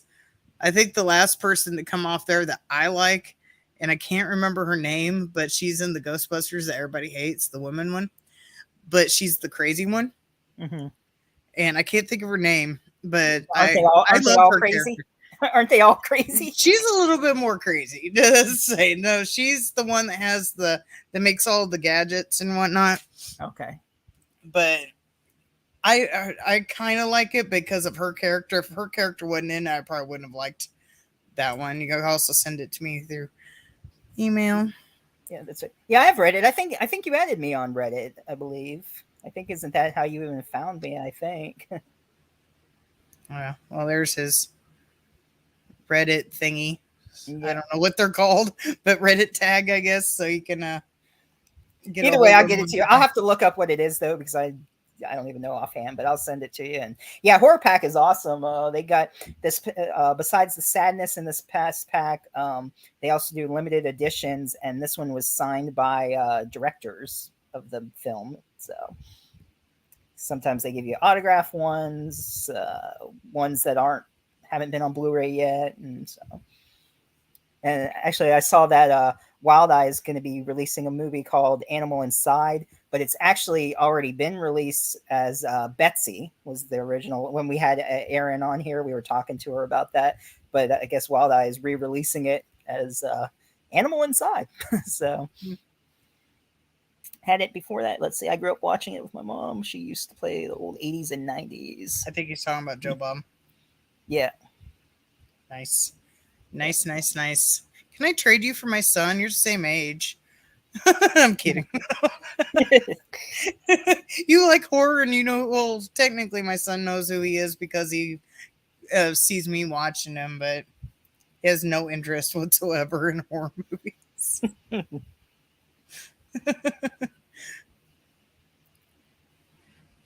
Oh, you put the email in the chat. I didn't see it. Yeah, all I see is the Reddit tag. YouTube might have censored it. Yeah. I'll either message you on Reddit or Instagram. Is fine. Yeah, who knows? Maybe they won't let an email go through. Yeah, they might consider, because there's a lot of like doxing going on, so they might not realize you're posting your own email. So I probably wouldn't even put my email on it anyway, just in case through chat. But yeah, just contact him through the Reddit. So, but yeah, it's definitely worth getting every month. I have all 72 limited editions. I forget if it was 71 or 72 is the one that just came out. It's called Dead by Midnight. And it actually has Hannah Fearman, or however you say her last name, who was the siren. She's in that one. And it's got these different stories, this television studio, and like the people at the studio are becoming part of the movies. And she has to like fight the seductress. Like it's kind of the Elvira character sort of in there, or mistress, and is sucking them into the movie basically. So. He said he was talking about the 80s and 90s SNL. I was like, oh, okay, still good though. Yeah, it's still good. Still good. Yeah. That's like I said, is when it was funny. And, so what was some other 4th of July ones though we were talking about? I don't know if you really count the Return of the Living Dead, because technically it starts on the 3rd. But it does say July 4th. Yeah, that was one that. So that might be a technical one. Of course, all 3 I Know What You Did Last Summers. Mm-hmm. Silver Bullet. Yep. Stephen King. I enjoyed that one. Great werewolf movie. Yes. Said on my Google search, Ghost Shark. I think I've seen Ghost Shark, but I don't really remember it. So I think I was sort of going through that. Like I saw it on Tubi, like even before this 4th of July. Like I was just curious what it was, and it was like these drunken people. They killed this shark on the boat or something, and then there's like also this burial ground, like where it goes off and dies, and it's a ghost shark that's like eating people. It's yeah, I want to say I watched it, but I don't remember it, so I can't really say, because I didn't really have time to watch any of these, so I just put down basically what Google, or what my memory was for 4th of July movies. Final Destination 3. Mm-hmm. Because some people, one person gets killed with fireworks. Yep. The Bay.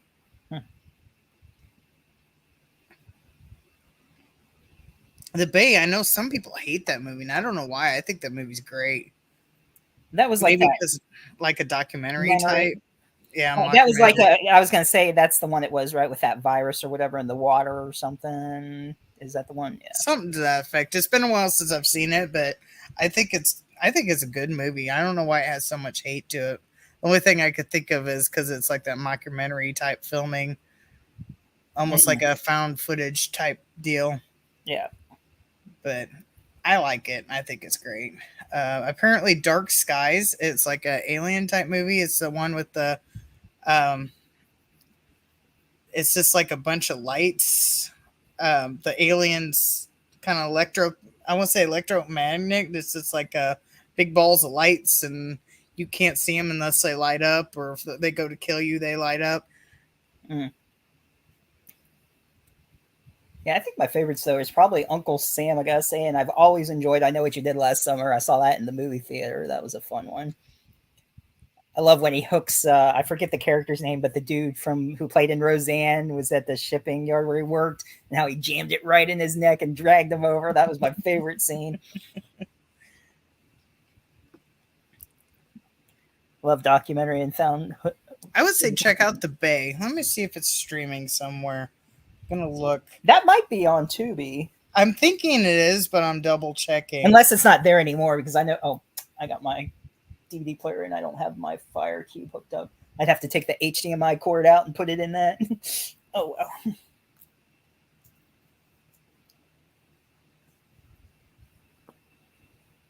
Yeah, I'm looking. Because The Bay is great. And if you like found footage, you will probably like it. Mm-hmm. I'm looking. It says it's on Prime. It might be on Tubi. I don't know. But it does say it's on Prime right now. Is it one to purchase or is it free if you have? It said it was free. But let me look. I could pull up Tubi on here with all this other crap pulled up. Yeah. Tubi.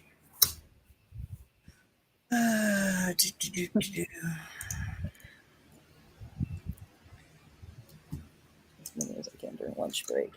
Yeah, Tubi has a huge horror selection, like over 1,000 movies on there. Yeah, Tubi doesn't have The Bay on there. Okay, fuck Tubi, they suck. I'm just kidding. Yeah, I just looked. But it does say it's on, if you have Prime, it does say it's on Prime. I just took The Bay and it brought me to the Hudson Bay, so I had to kind of scroll. I had to scroll. I don't know why. I'm nowhere near the Hudson Bay. Apparently there's one in Wisconsin before Milwaukee. Interesting. It must be like some sort of building named after that or something. Why it's in Wisconsin, I don't know. It makes no sense. Whatever.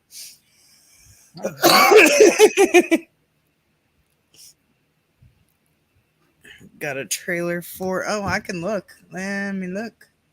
I can do that. I'll post it in the chat because we won't be able to play it during the for copyright. But Bay.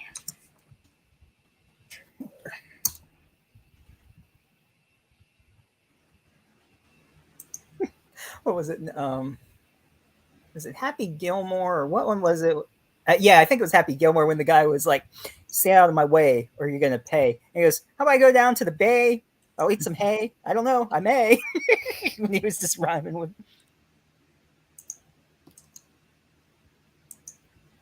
Oh, Shooter McGowan, that was his name. It was Happy Gilmore. Yeah. There you go. There's the base trailer. I like The Bay. I don't get why there's so much hate on that movie. But I see a lot of people. It could be the found footage one. A lot of people, for whatever reason. I mean, hey, to each their own, but they don't prefer found footage movies. Yeah, that is true. That's the only thing I could think of. Let's see. We did The Bay, we did Dark Skies, Jersey Shore Shark Attack. Get back into the shark movies. We already talked about frogs, but Jersey Shore Shark Attack. Frogs the sharks. We always got to mention sharks at least once on the show. Oh yeah, I got to. Oh, by the way, yeah, take your headphone out. Listen, I'm trading you for this kid in the chat. He's the same age, but he knows horror movies, so you're getting traded. And his mom doesn't like horror movies. He just says cool. It works. It just switch you off. My son says cool, so I guess it's good. No, I'm kidding. Instead of the foreign exchange, it's the horror exchange. He knows I'm kidding. He knows I wouldn't trade him off to some random family I've never met. Oh, of course. I love the VHS series. Yeah. horror films along with Paranormal Activity franchise. The only one in Paranormal Activity I really like is the first one. The rest of them are okay, but then they get a little weird. Yeah, I was gonna say with the cold and all that. But there's another one that's really close to it. It's called Paranormal Entity. Hmm.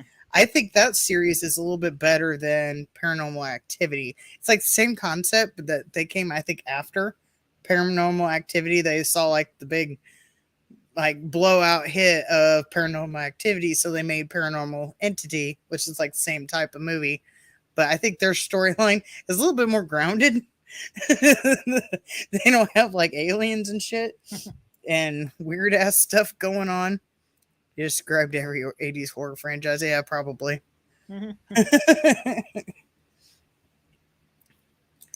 Let's see. Look, see if I can find the Dark Skies trailer. Found the chat. Oops. I'm sure it's there somewhere. Oh, yeah, it is. It'd help if I could spell it. I'm just hitting the wrong keys.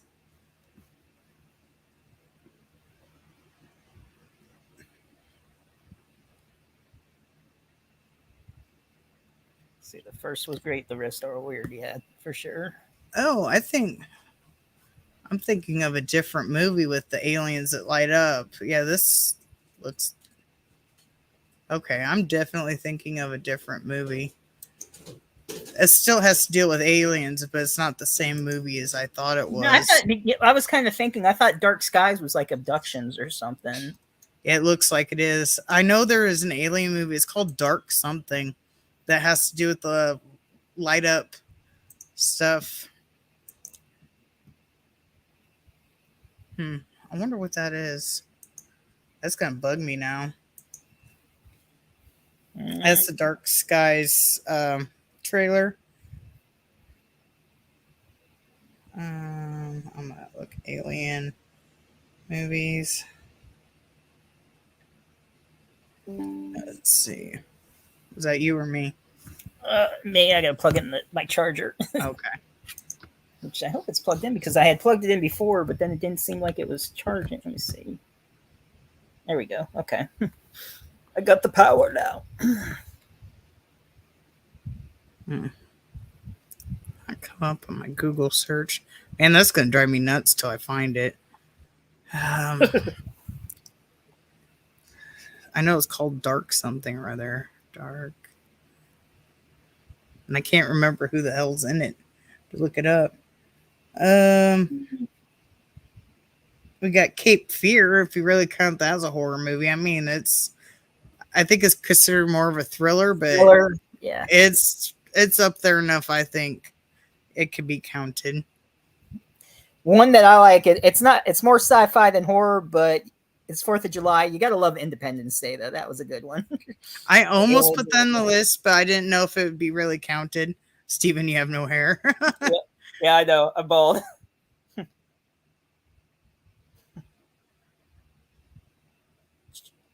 Just sip it. I got a whole bag with your name on it. Dr. Evil. Wait, hold on. Let me get rid of my hair. There we go. Oh, yes, no. $1 million. I mean, put light up aliens, but brought up Skyline, and that's not it either. I know it has dark in the title. And of course, we have Jaws. Jaws is the original 4th of July shark classic. Mm-hmm. Yeah, what's kind of funny is when I was younger. I mean, I know it's a PG movie, but for whatever reason, I was thinking it was like, well, not now, but in the past, I was like, isn't that an R-rated movie? Because like shark attacks. I was like, no, it's just a PG movie. I finally found it. It's called The Darkest Hour. It's not the same. Oh, Darkest Hour. Yeah. Okay. Yeah. That's the movie I thought I was talking about with the light up aliens, but I'll put it in the chat anyway. But I saw a little bit of the trailer when I pulled it up, and I was like, that's not the movie I thought it was when I pulled up The Darkest Hour. I was like, that's not right. Is it Darkest Hour or no?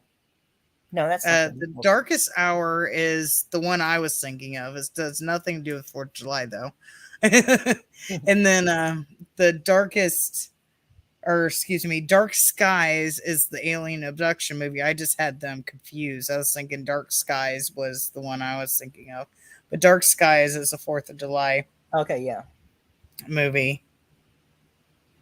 I can't remember. I think, are the other 3 Jaws movies on the 4th as well, or is it just the first one?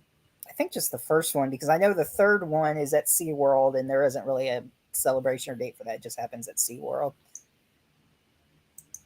And the Revenge, I don't even count. That one's just whatever. But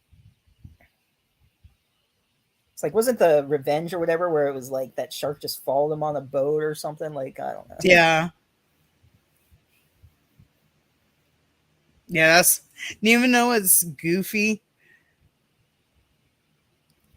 that's like my favorite. Oh, Dark Half. That's, sorry, I'm doing 2 different things. Yeah, I say that question is Darkest Hour a Stephen King film? No, it's the Dark Half is the Stephen King. I was in the process of typing that one. But that was a good one. Was it Timothy? Shoot. He was in Leverage, and I can't think of his name, but he was in Dark. I will find out in a second. I know it's Timothy something. But yeah, you can tell me who it is. But that was Timothy Hutton. Hutton. It is Hutton. Timothy Hutton. Yep. I was glad I didn't finish watching it. I got to watch the last couple episodes, but they came out with the newer Leverage. They brought them back. Well, except Timothy Hutton isn't in it, but unless they make a surprise ending at the end, and I just didn't know about it. I didn't realize Michael Rooker was in the Dark Half. Was he? Mm-hmm. He played Sheriff Alan Pangborn. I don't know if I pronounced that correctly. Oh yeah, he was. I can visualize him now as the sheriff. Yeah. I haven't seen the Dark Half in like forever, so I can't visualize anybody. But I didn't realize he was in that.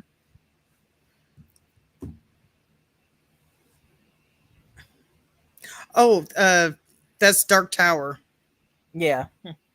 Mm-hmm. I forgot about that one. I was thinking of the Dark Half because we was talking about like 80s, 90s movies. Mm-hmm. But yeah, that's the Dark Tower that has Eldris Elba, the one I can barely pronounce his name, but he's awesome. Yeah. And Matthew McConaughey. All right. Yeah, Eldris Elba is in a new movie called, it's either The Beast or Beast. I think it's just called Beast. And it looks awesome. He's like, looks like he's like on a safari or something. Oh, yeah, I saw that. Goes to attack him. Yeah. Oh my God, it looks so good. And just by the trailer I've seen, I want to see it. Yeah, I saw that trailer. Yeah, I wonder if they're going to do anything like the Ghost in the Darkness kind of tie-in where there's I was kind of thinking that like, want to be like Ghost in the Darkness. Rogue lions going after, which that is a true story, by the way. The lions either are or used to be stuffed in the Chicago Museum. Now, how much of the film is actually based on the true story, I don't know. But there was actually three rogue lions that did attack people. So that part of it I do know is true, and then they were in the museum. I love that film, honestly. I did too. There was so many hints. I know people hated it, but there was so many like Easter eggs, because you know Stephen King loves to do his Easter eggs. Yeah. So there's so many Easter eggs in that film of other films that he'd done. It's almost a game to watch his movies anymore, to find out, or TV shows, like anything he's like a part of. You watch as like, oh, there's Christine. Oh, there's Cujo. I'm not saying that that's in that movie, but like the TV series, what's it called? I want to say Misery. Is that no? It's not called Misery. Oh, what the hell is that TV series called? It has Misery as the second season. Castle Rock. Castle Rock. You know, there's Christine. There's Cujo. There's so much. There's a lot more in Shining, they mentioned like so many in Castle. Right. Well, because everything takes place in Castle Rock, Maine. That's like the center point. So they're like mentioning all the other stories and everything. Yeah, he saw the Pennywise thing in it. That was in the Dark Tower. That was a good placement. But yeah, the examples is I couldn't think of anything from that movie exactly, but I know like every single Stephen King movie there is, except for probably like the first few, there's like hints. Well, even in his books, he calls back to other books and other characters and whatnot. I'm looking forward to Welcome to Derry next year. That'll be good. The prequel to it. I forget which year it's going to be, but yeah. Nice. Yeah, I remember seeing. I thought you said Gary, so I didn't catch on No, right Gary. Welcome to Gary. Gary. I figured it had something to do with like Gary, Indiana or something. Erie, like, okay. Erie, Indiana.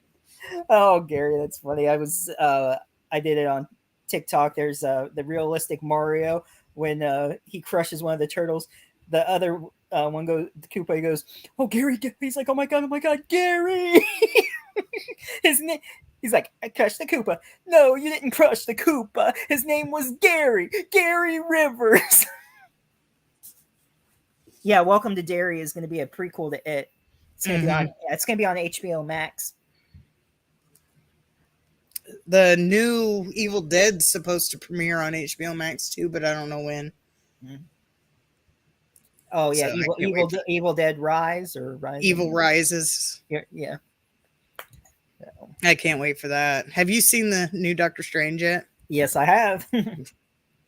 That was just, it was so Sam Raimi. So Sam how they Raimi. made the Evil Dead joke, how he couldn't control his hand. Yes. That, and just like Wanda, like having her, like her spirit go after the other Wanda. I don't want to give too much away, but like her spirit, like going through the house, Evil Dead all the way. Yep. I don't know. I will look. I know they just did like a news article on it. There isn't really a premiere date or anything because they're just now filming it, and I think they said it's going to be like next year it'll be out because it's like very early stages. It was talked about, and they finally got the script for the first one done, and they're going to be filming it. That was the last thing I read, and that's something I read that was posted on Facebook.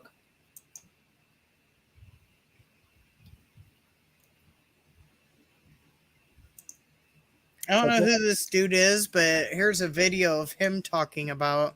I don't know how truthful he is or anything because I don't know who he is, but it's the first search when you type in "Welcome to Derry," so he might have information, or probably just something very little that he heard and just is. It's possible it might be something like what I do. I go over the news articles or something.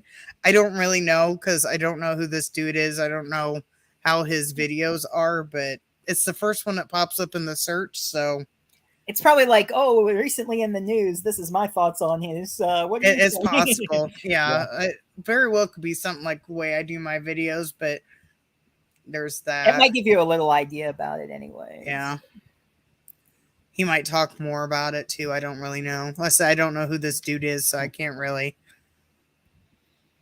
elaborate.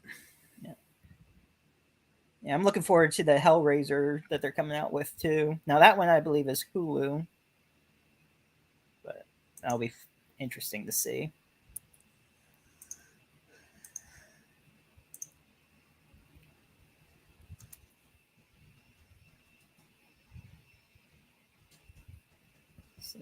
Yeah, because they're supposed to have a female Pinhead in that one, because that was what originally was in the book. In the books, so yeah. Which I've never read the book. I didn't even know there was such thing as books.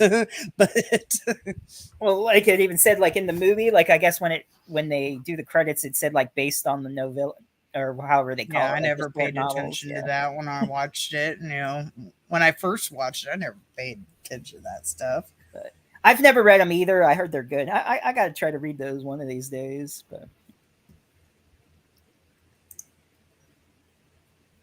either way, I think it should be interesting.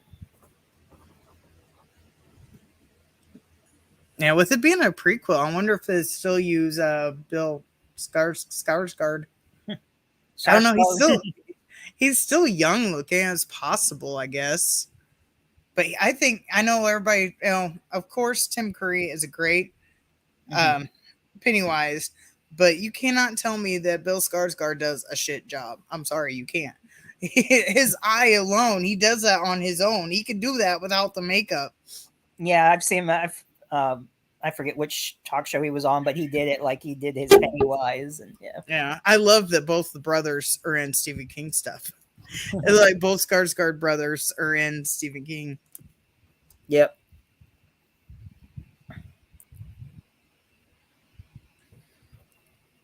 See where everything is sold out.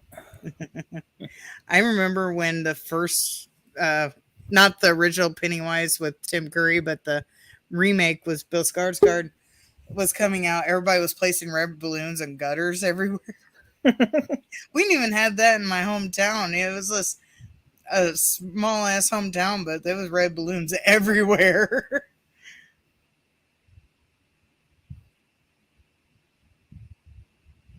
Right, yeah, Tim can't act anymore. I mean, but I always say that because there's people who are just like, oh, no, Tim Allen was the best. Tim Allen? Ho, ho, ho. You thinking Home Improvement? My bad. Wrong Tim. I was just on a little rant and I didn't think what I said. Tim Curry, not Tim Allen. My bad. That's okay. I don't know where. I don't even know why I had that name in my brain.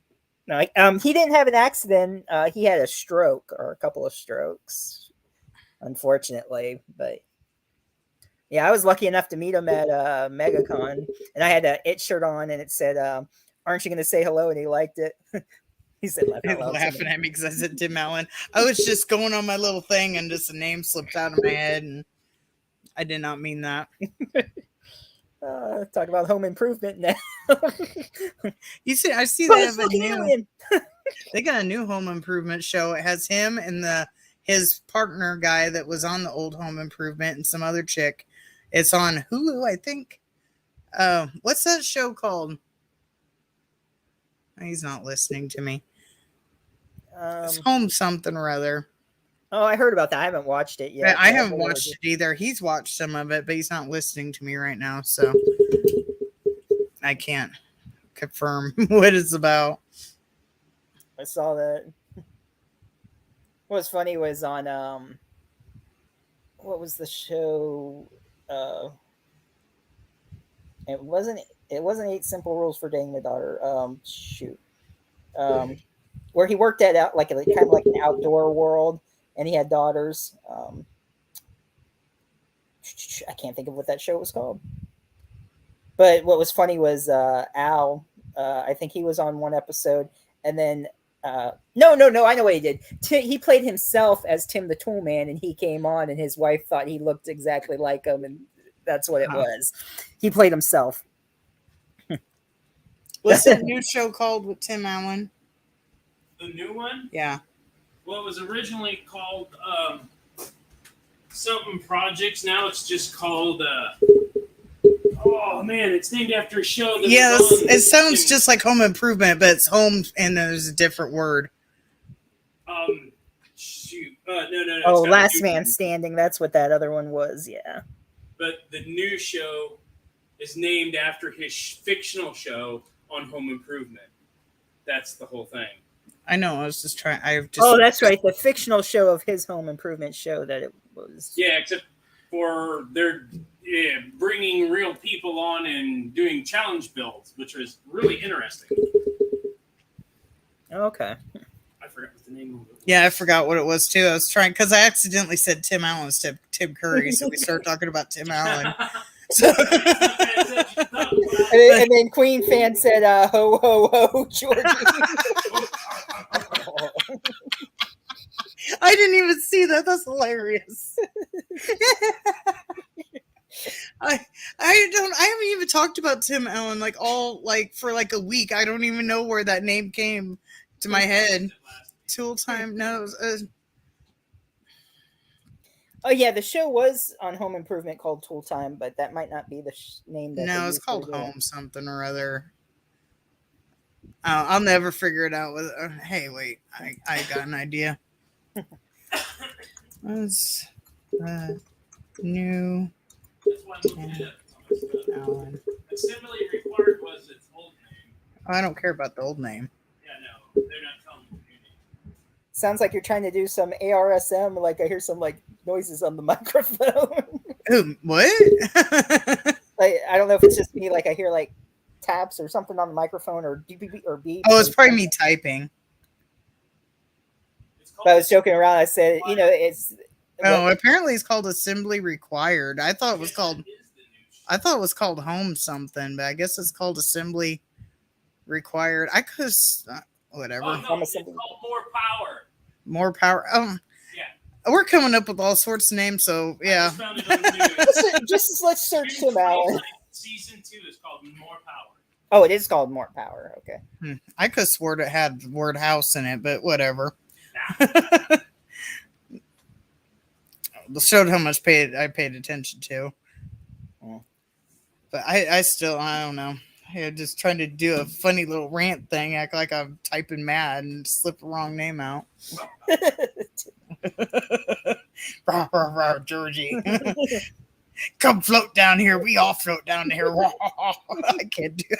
That would be funny. So Tim Allen as Pennywise. Oh my god. That's hilarious. Oh, maybe because you heard Tim Allen, Disney Plus is going to do a Santa Claus series, apparently. I haven't even heard of it. I don't know. I don't know where I just popped out. I don't know. I can't explain it. I wasn't thinking about it. It's an unsolved mystery. We'll never figure it out. It is, yeah. I disrespected Tim Curry unintentionally. Not like he's watching. Right. Or if he is, damn, so much for inviting him on. You just ruined it. No, I didn't mean to. I was just. No, I know. I have a hard time with names. Not okay. that hard. I know the difference. I was just going on a rant. No, that's okay. It was funny though. Made a great. I was right. Yeah. But yeah, that was funny. Oh, I didn't even see this. Queen has 3 Pennywise animatronics. You can check them out on my channel if you want. Oh, you got YouTube? Is it called Queen Fan? Did not know that.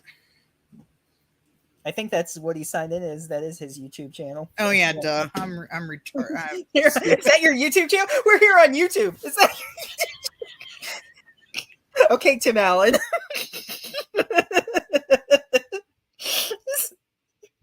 Is that your YouTube channel? Oh boy. Hello, McFly.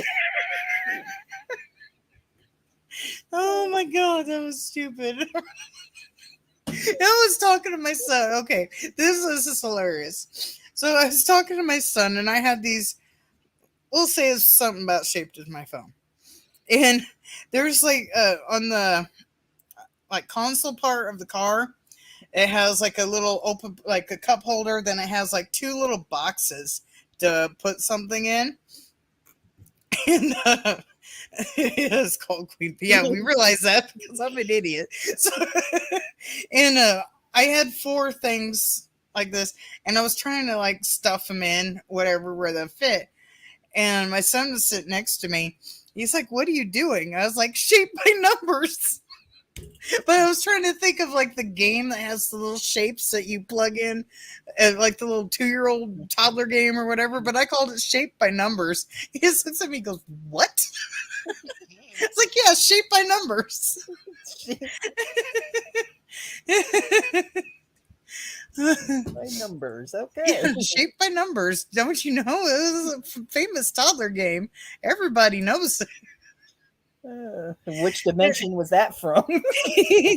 So he was talking about it at dinner, and my husband's like, "No, she meant," or I think no, it was either both of them. I forget this. Like, no, you meant paint by numbers. I was like, no, I meant shaped by numbers.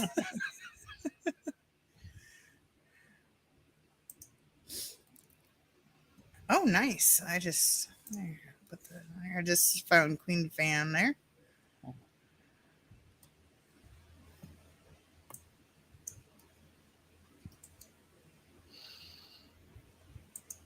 Excuse me.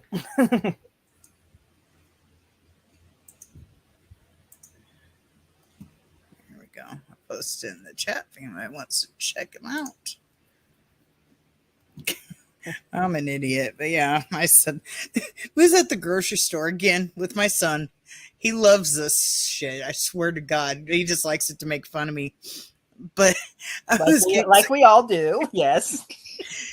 So I was getting a soda, because I drink a lot of soda, and they were like buy two get one free or something like that. And I was bent down, I was getting ready to pick it up, and I was like, so it was like $6.99 a piece. So I was like, I look at him, I'm like, so that'd be what, $14, right? And he goes, did you just kind of ask me what 7 times or 7 plus 7 was? I'm like, no. No, I didn't.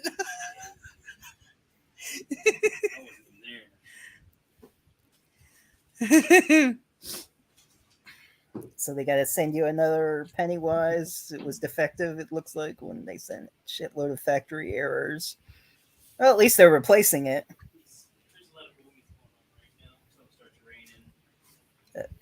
Yeah, I have to check those out. That's pretty cool.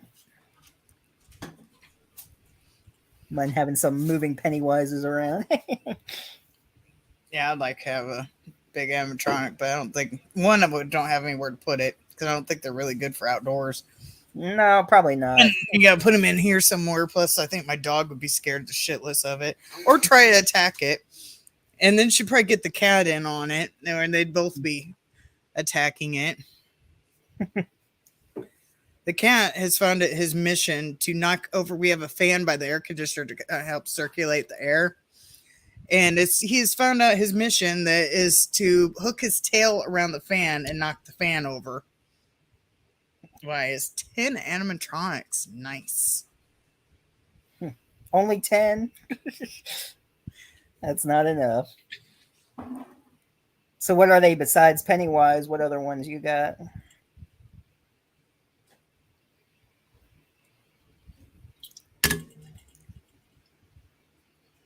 Go grab yourself a Pepsi.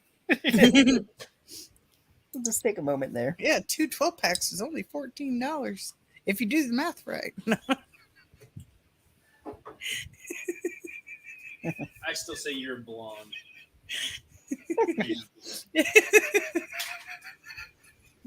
Yeah, sometimes I'll say something and they'll both stop talking and look at me. It's like, what did you just say?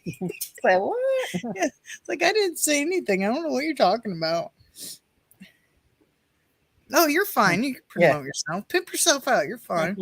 I already posted you didn't even ask me, and I posted your link in the chat. Yep, it's up there. Mm-hmm.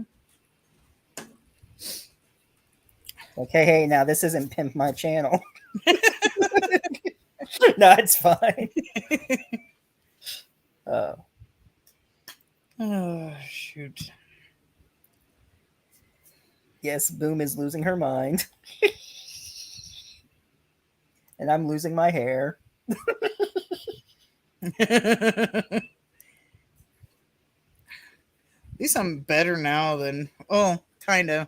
Like right after I hit my head, I got really bad for a while. And then now, it's just every now and then I get confused or not remember something. But I had a few moments before I hit my head injury. Head injury. You say that right. Did you hit your head again recently? Some good head energy. He's like, boo, boo, boo, boo. Oh my God.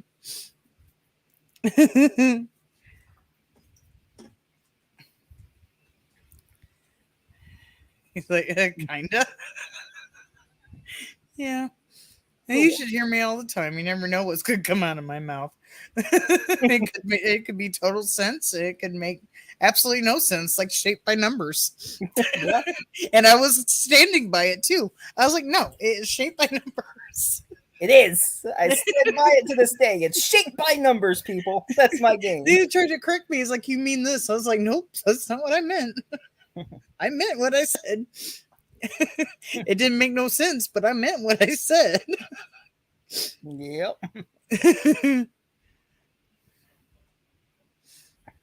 I don't know where I came up with shape by numbers, but Have a good night, Sean. Thanks for stopping by.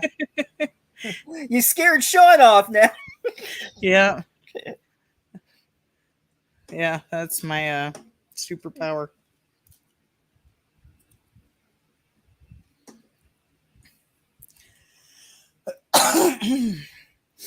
Oh. He's dying over here. Here, Boom's mic is making it work. Is it still making a noise? Because I don't hear it on my end. No, whoever's you're talking to is what he said. Is funny. Oh, okay. My bad. Let's see.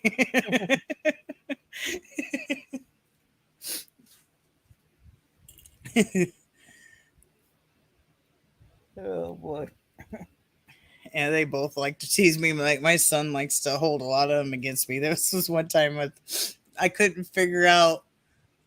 I was gonna get 2-3 packs of ribs, and he's like, "I'm gonna," and that would make dinner for I think I said 2 nights, because I'd use 2 of these racks as for one dinner, and we'd have leftovers and whatnot. But I was like, "Yeah, that'd be enough dinner for 2 nights," and sounds like, what'd you just say? I was like, yeah, that's enough dinner for 2 nights. He's like, no. That's not how that works. Oh, that's funny. Yes, I did hit my head really hard. It was about a year ago. I had a huge knot. I passed out and bounced my head off the hardwood floor. I had a black eye, and she couldn't pronounce words. Yeah, for like 3 weeks, I sounded like I had just got off a stroke. I couldn't talk, and I sounded really funny. It's like you can laugh about it now, but ooh, it is true.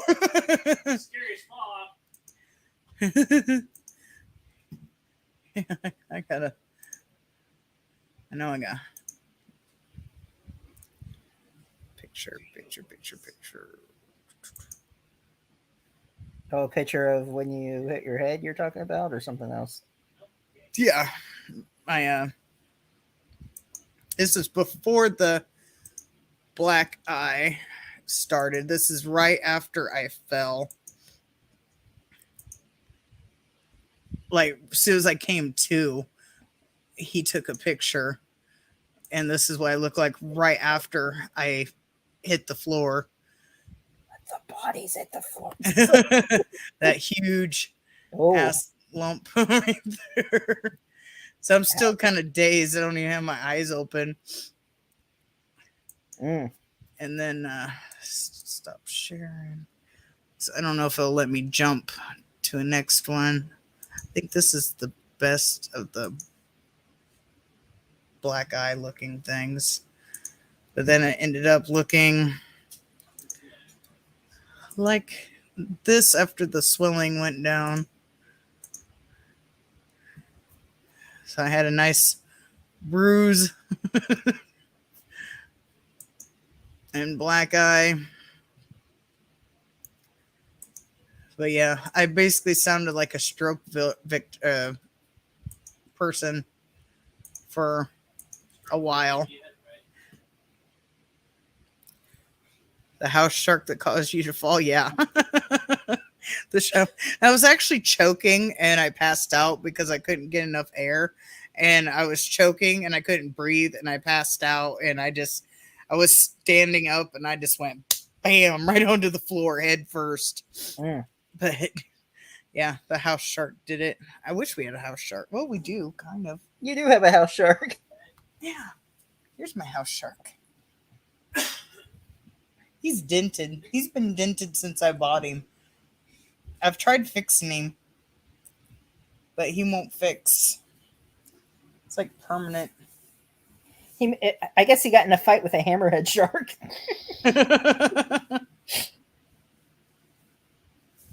But yeah, that permanently. Well, I didn't notice it when I first bought him, or I would have gotten another one. But he's his own little special shark head. Oh, he just hit the floor. Well, no house shark interview next week, but we might have a shark something next week, though, if we can reel them in. Right, yeah. We'll have a shark sometime this month for sure, but at least I think. I'm waiting to hear back, but it will be shark related. And unfortunately, not Tara Reid. No. Or none of the Sharknado guys. They've all ghosted me. Ghost They're shark. probably busy. Like the movie so. they did the ghost shark on you. But I It's gonna be honestly fun, think though. they just got busy and forgot. And yeah, it hit the floor just like boom. It did and bounced too. I couldn't quite reach the printer it was on. I tried. But yeah, I've tried to get a hold of Ron Bonk. I think I said his name right. But he's super busy. I think he distributed House Shark. I don't remember if he did anything else with it. But he's super busy, so he hasn't been able to get on. We should contact the guy that plays Abraham. I think he would be fun. I don't know what his name is, though. Which character? Which movie now? The one that plays, I don't know if it's his actual character name, but he plays Abraham, the guy that goes after the shark. I think he would be a fun guy. In which movie? I'm sorry. House Shark. Oh, I know who you're talking about now. Okay. Yeah, I don't know if that's the actual character's name, but that's like the character type that he plays. But did you say, was he the guy that was also in She Kills? Is that who you're talking about? I think so, yeah. The guy with the super fake stash and shit. Oh, he was in there too. It was a different. That's a different guy that I'm talking about. He's the guy that owned the house. But there is another guy. I believe he was in She Kills as well. But he was also in House Shark. But he was played the guy that went after the shark. I want to say it was called. His name was Abraham, but I don't know what his real name is. I'll have to look that up and see. Yeah, I'm looking. I think he would be fun. Both of them, actually. Either one of them look like fun people.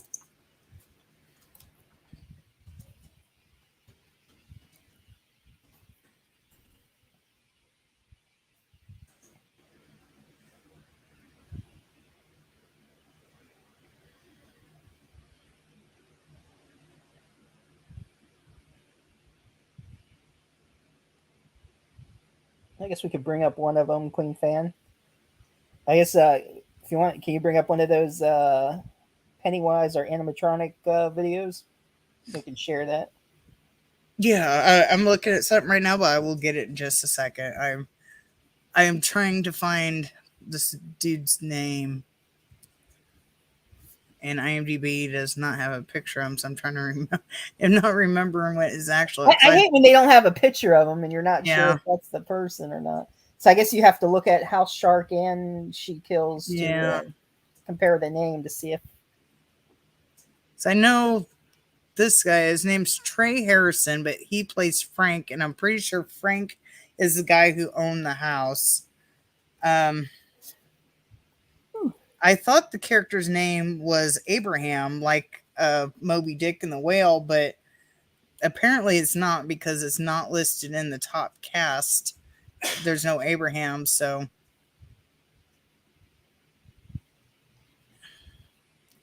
So I don't know what his real name is. I was trying to find it, but unfortunately I could not. But we'll find it. Queen Fan. Okay. What was I looking at? Search Pennywise in my channel. Okay.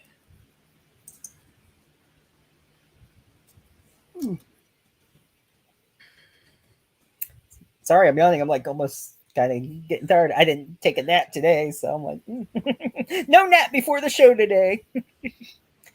Is there a certain one, or just what them to be? Yeah, let's put the links. I'm not sure if he was wanting to play them or link them. Oh, there's that. There's one.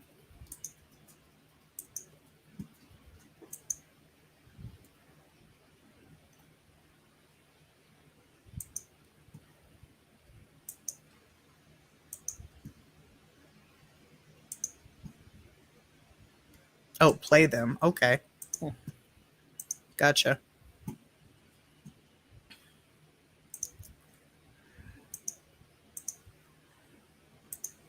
All right.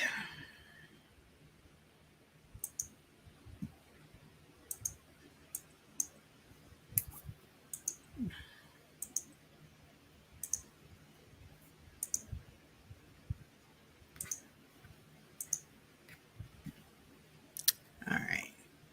Tell me when you got it up. All right.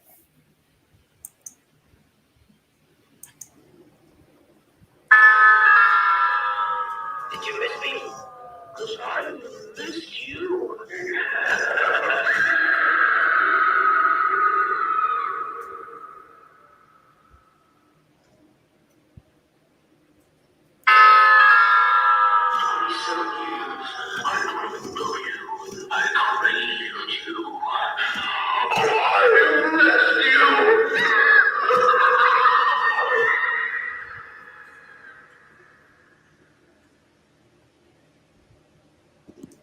He's stuck it right in his mouth. Did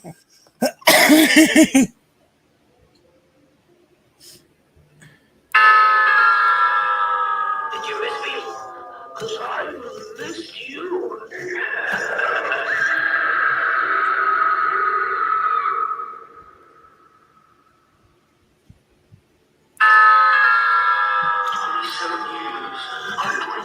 Okay, looks like that's all he says. Yeah. So go to the next one.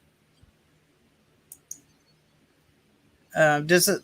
Let's see. Okay, I just had to see if I had to get a new tab or not.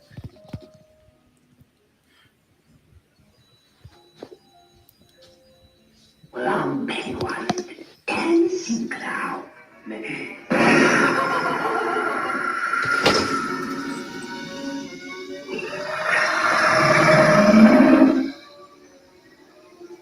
I'll take him. I'll take all of you. And I'll feast on your flesh as I feed on your fear.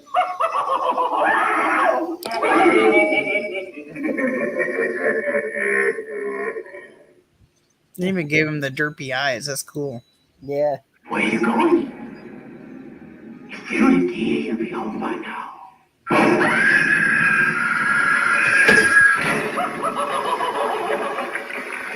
Come to the ground.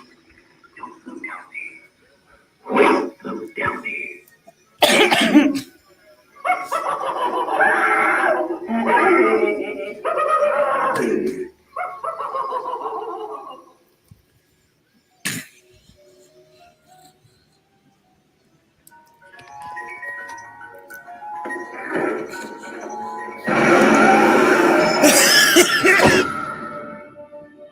It's alive.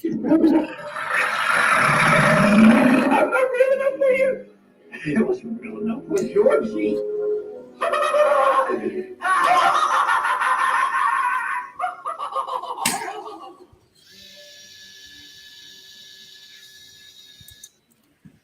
Let's see, what else do we got?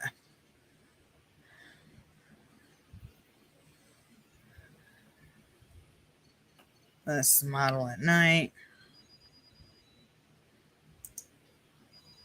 What do you want? No, we don't No want ads is what I want. ads. We don't want ads. That's what we want. No, why are you still playing? Stop. Go away. Go away. Stop. Okay. Oh, he didn't jump when he was supposed to, and that's why you're getting that other one sent to you, because it wasn't moving like it was supposed to. I assume. Oh, nice. But yeah, that's cool. I want a Pennywise. Heck, I want every horror character lifestyle. I want a Jason, a Freddy. I want everything. It's like, wouldn't it be cool just to have like a huge horror room with like all that shit? Yeah. It's like, I wish I could just win the lottery and have a horror room. All right. So much. The setup would be awesome. No one dies. It'd be funny if when he jumped, his eye popped out since it's not glued down right. I'd keep that one. That'd And just then be you would just fun. have that light, so it'd be the dead light. It'd be the deadlight. There we go. So you didn't get a defective one. You got a rare one.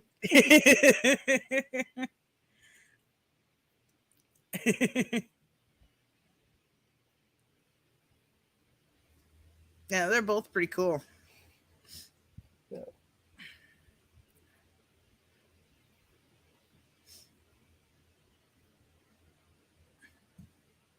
But yeah, I'll check out other videos later too. So. All right. Well, anything else, or I think I'm ready to wrap this up almost over 2 hours. I'm getting a rare 2007 Jimmy Jason animatronic on the 15th that cost me $900. Nice. I have no clue what a Jimmy Jason is. That sounds cool. Is that must be the company or something, I guess. Maybe. I don't know. Let me look it up. Oh, let's go find Jimmy Jason. Oh, okay.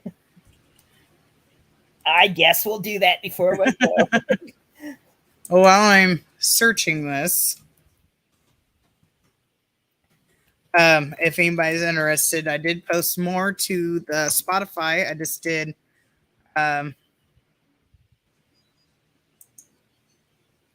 what's it called? Just a couple like story time videos. There's nothing really to do with horror, unless you call real life experiences horror. But okay, Jimmy is the company. I was right. He said. Oh, okay. I'm looking for, maybe Jimmy's not in the title because I put Jimmy Jason. Nothing came. Hope I spelled Jason right. There we go.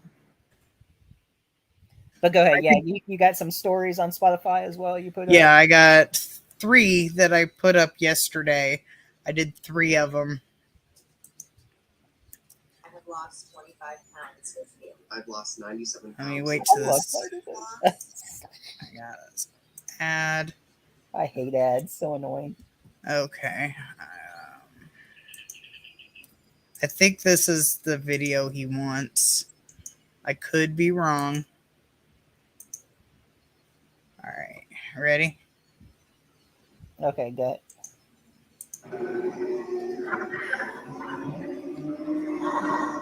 Oh, this is that spirit. I don't know if this is it. I don't think this is the right video because it just says spirit. And that was a werewolf, not. Yeah. That's what popped up when I put Jason on the search. Unfortunately, I cannot find that one. I'm sure it's on here somewhere. But we tried.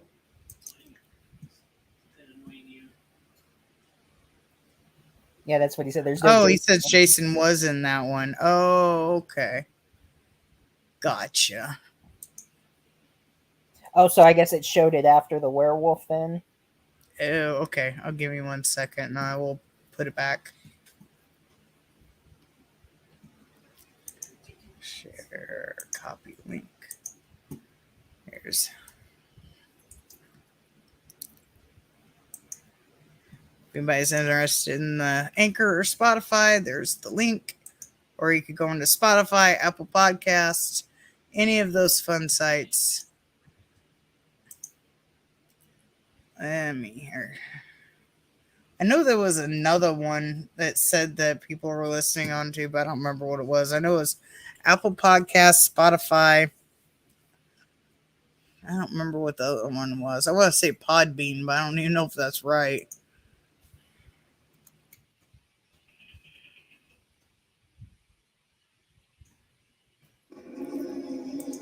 Okay. Let's find Jason.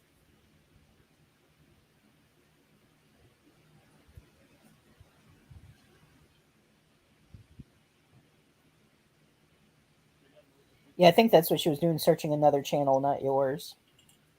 I was looking at his video. Am I supposed to look at something else? Oh, you were looking at his video. Oh, no, he doesn't have it yet. So Oh, another okay. video. No, I'm not gonna look at somebody else's one because I don't know if they got copyright shit.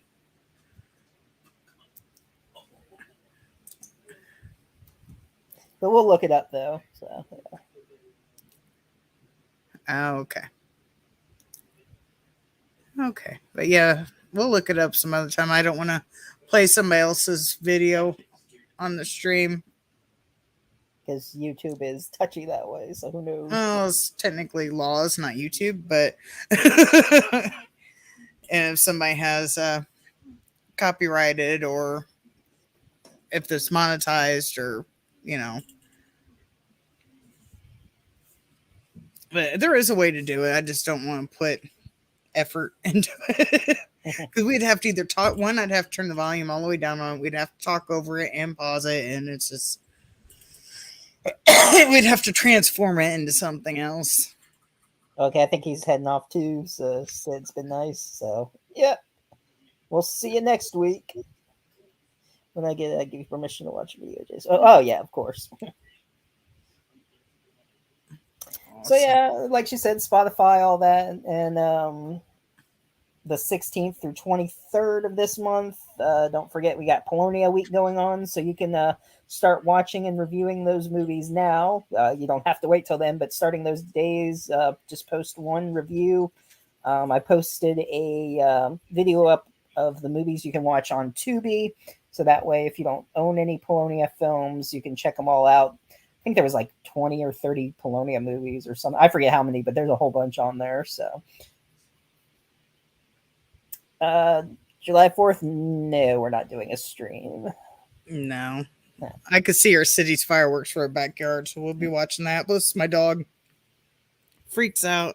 She's freaking out right now because somebody's setting them off. So she's about ready to go in the basement for the night.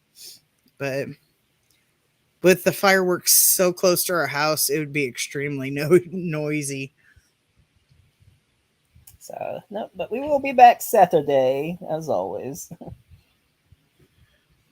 Actually, I think I just heard a firework go off. That's funny. Yeah, with the city fireworks, like basically in our backyard, it gets really loud. So I try not to stream or do anything on the 4th that involves computer stuff. I don't know how much the mic will pick up. But sometimes I hear something and I think the mic picks it up and it doesn't. But it may or may not be loud enough to pick up, but I'm thinking it would be. No, fireworks. If we streamed on the 4th. They'll hear it in the background. That's what I'm saying. They're so loud, I think they'd hear them in the background. Nice. But you have fun. And we did briefly talk about some of the 4th of July movies, so maybe you'll find something to watch for the theme. Yep. And I'm sure you can always Google 4th of July theme movies if we missed any, but... Yeah, it's basically what I did because I didn't have much time to research stuff, but I just like... Most of them I watched anyway was Uncle Sam and I Know What You Did Last Summer. Yeah. Those are like my favorite ones. They're besides Uncle Sam, I don't think there is like a 4th of July like mainly killer or theme. Yeah. I mean, like there's movies that take place on 4th of July. Yeah. But it's not like focused. But a themed killer. Yeah. Yeah. So we watched that, which I'd probably end up watching eventually because I love Uncle Sam. But we watched it last night in Joe Bob. It was the first movie he played. Yeah, don't forget to post his DM him that link or code or whatever the hell it is. For the $5 off of the pack. Mm-hmm. Yeah.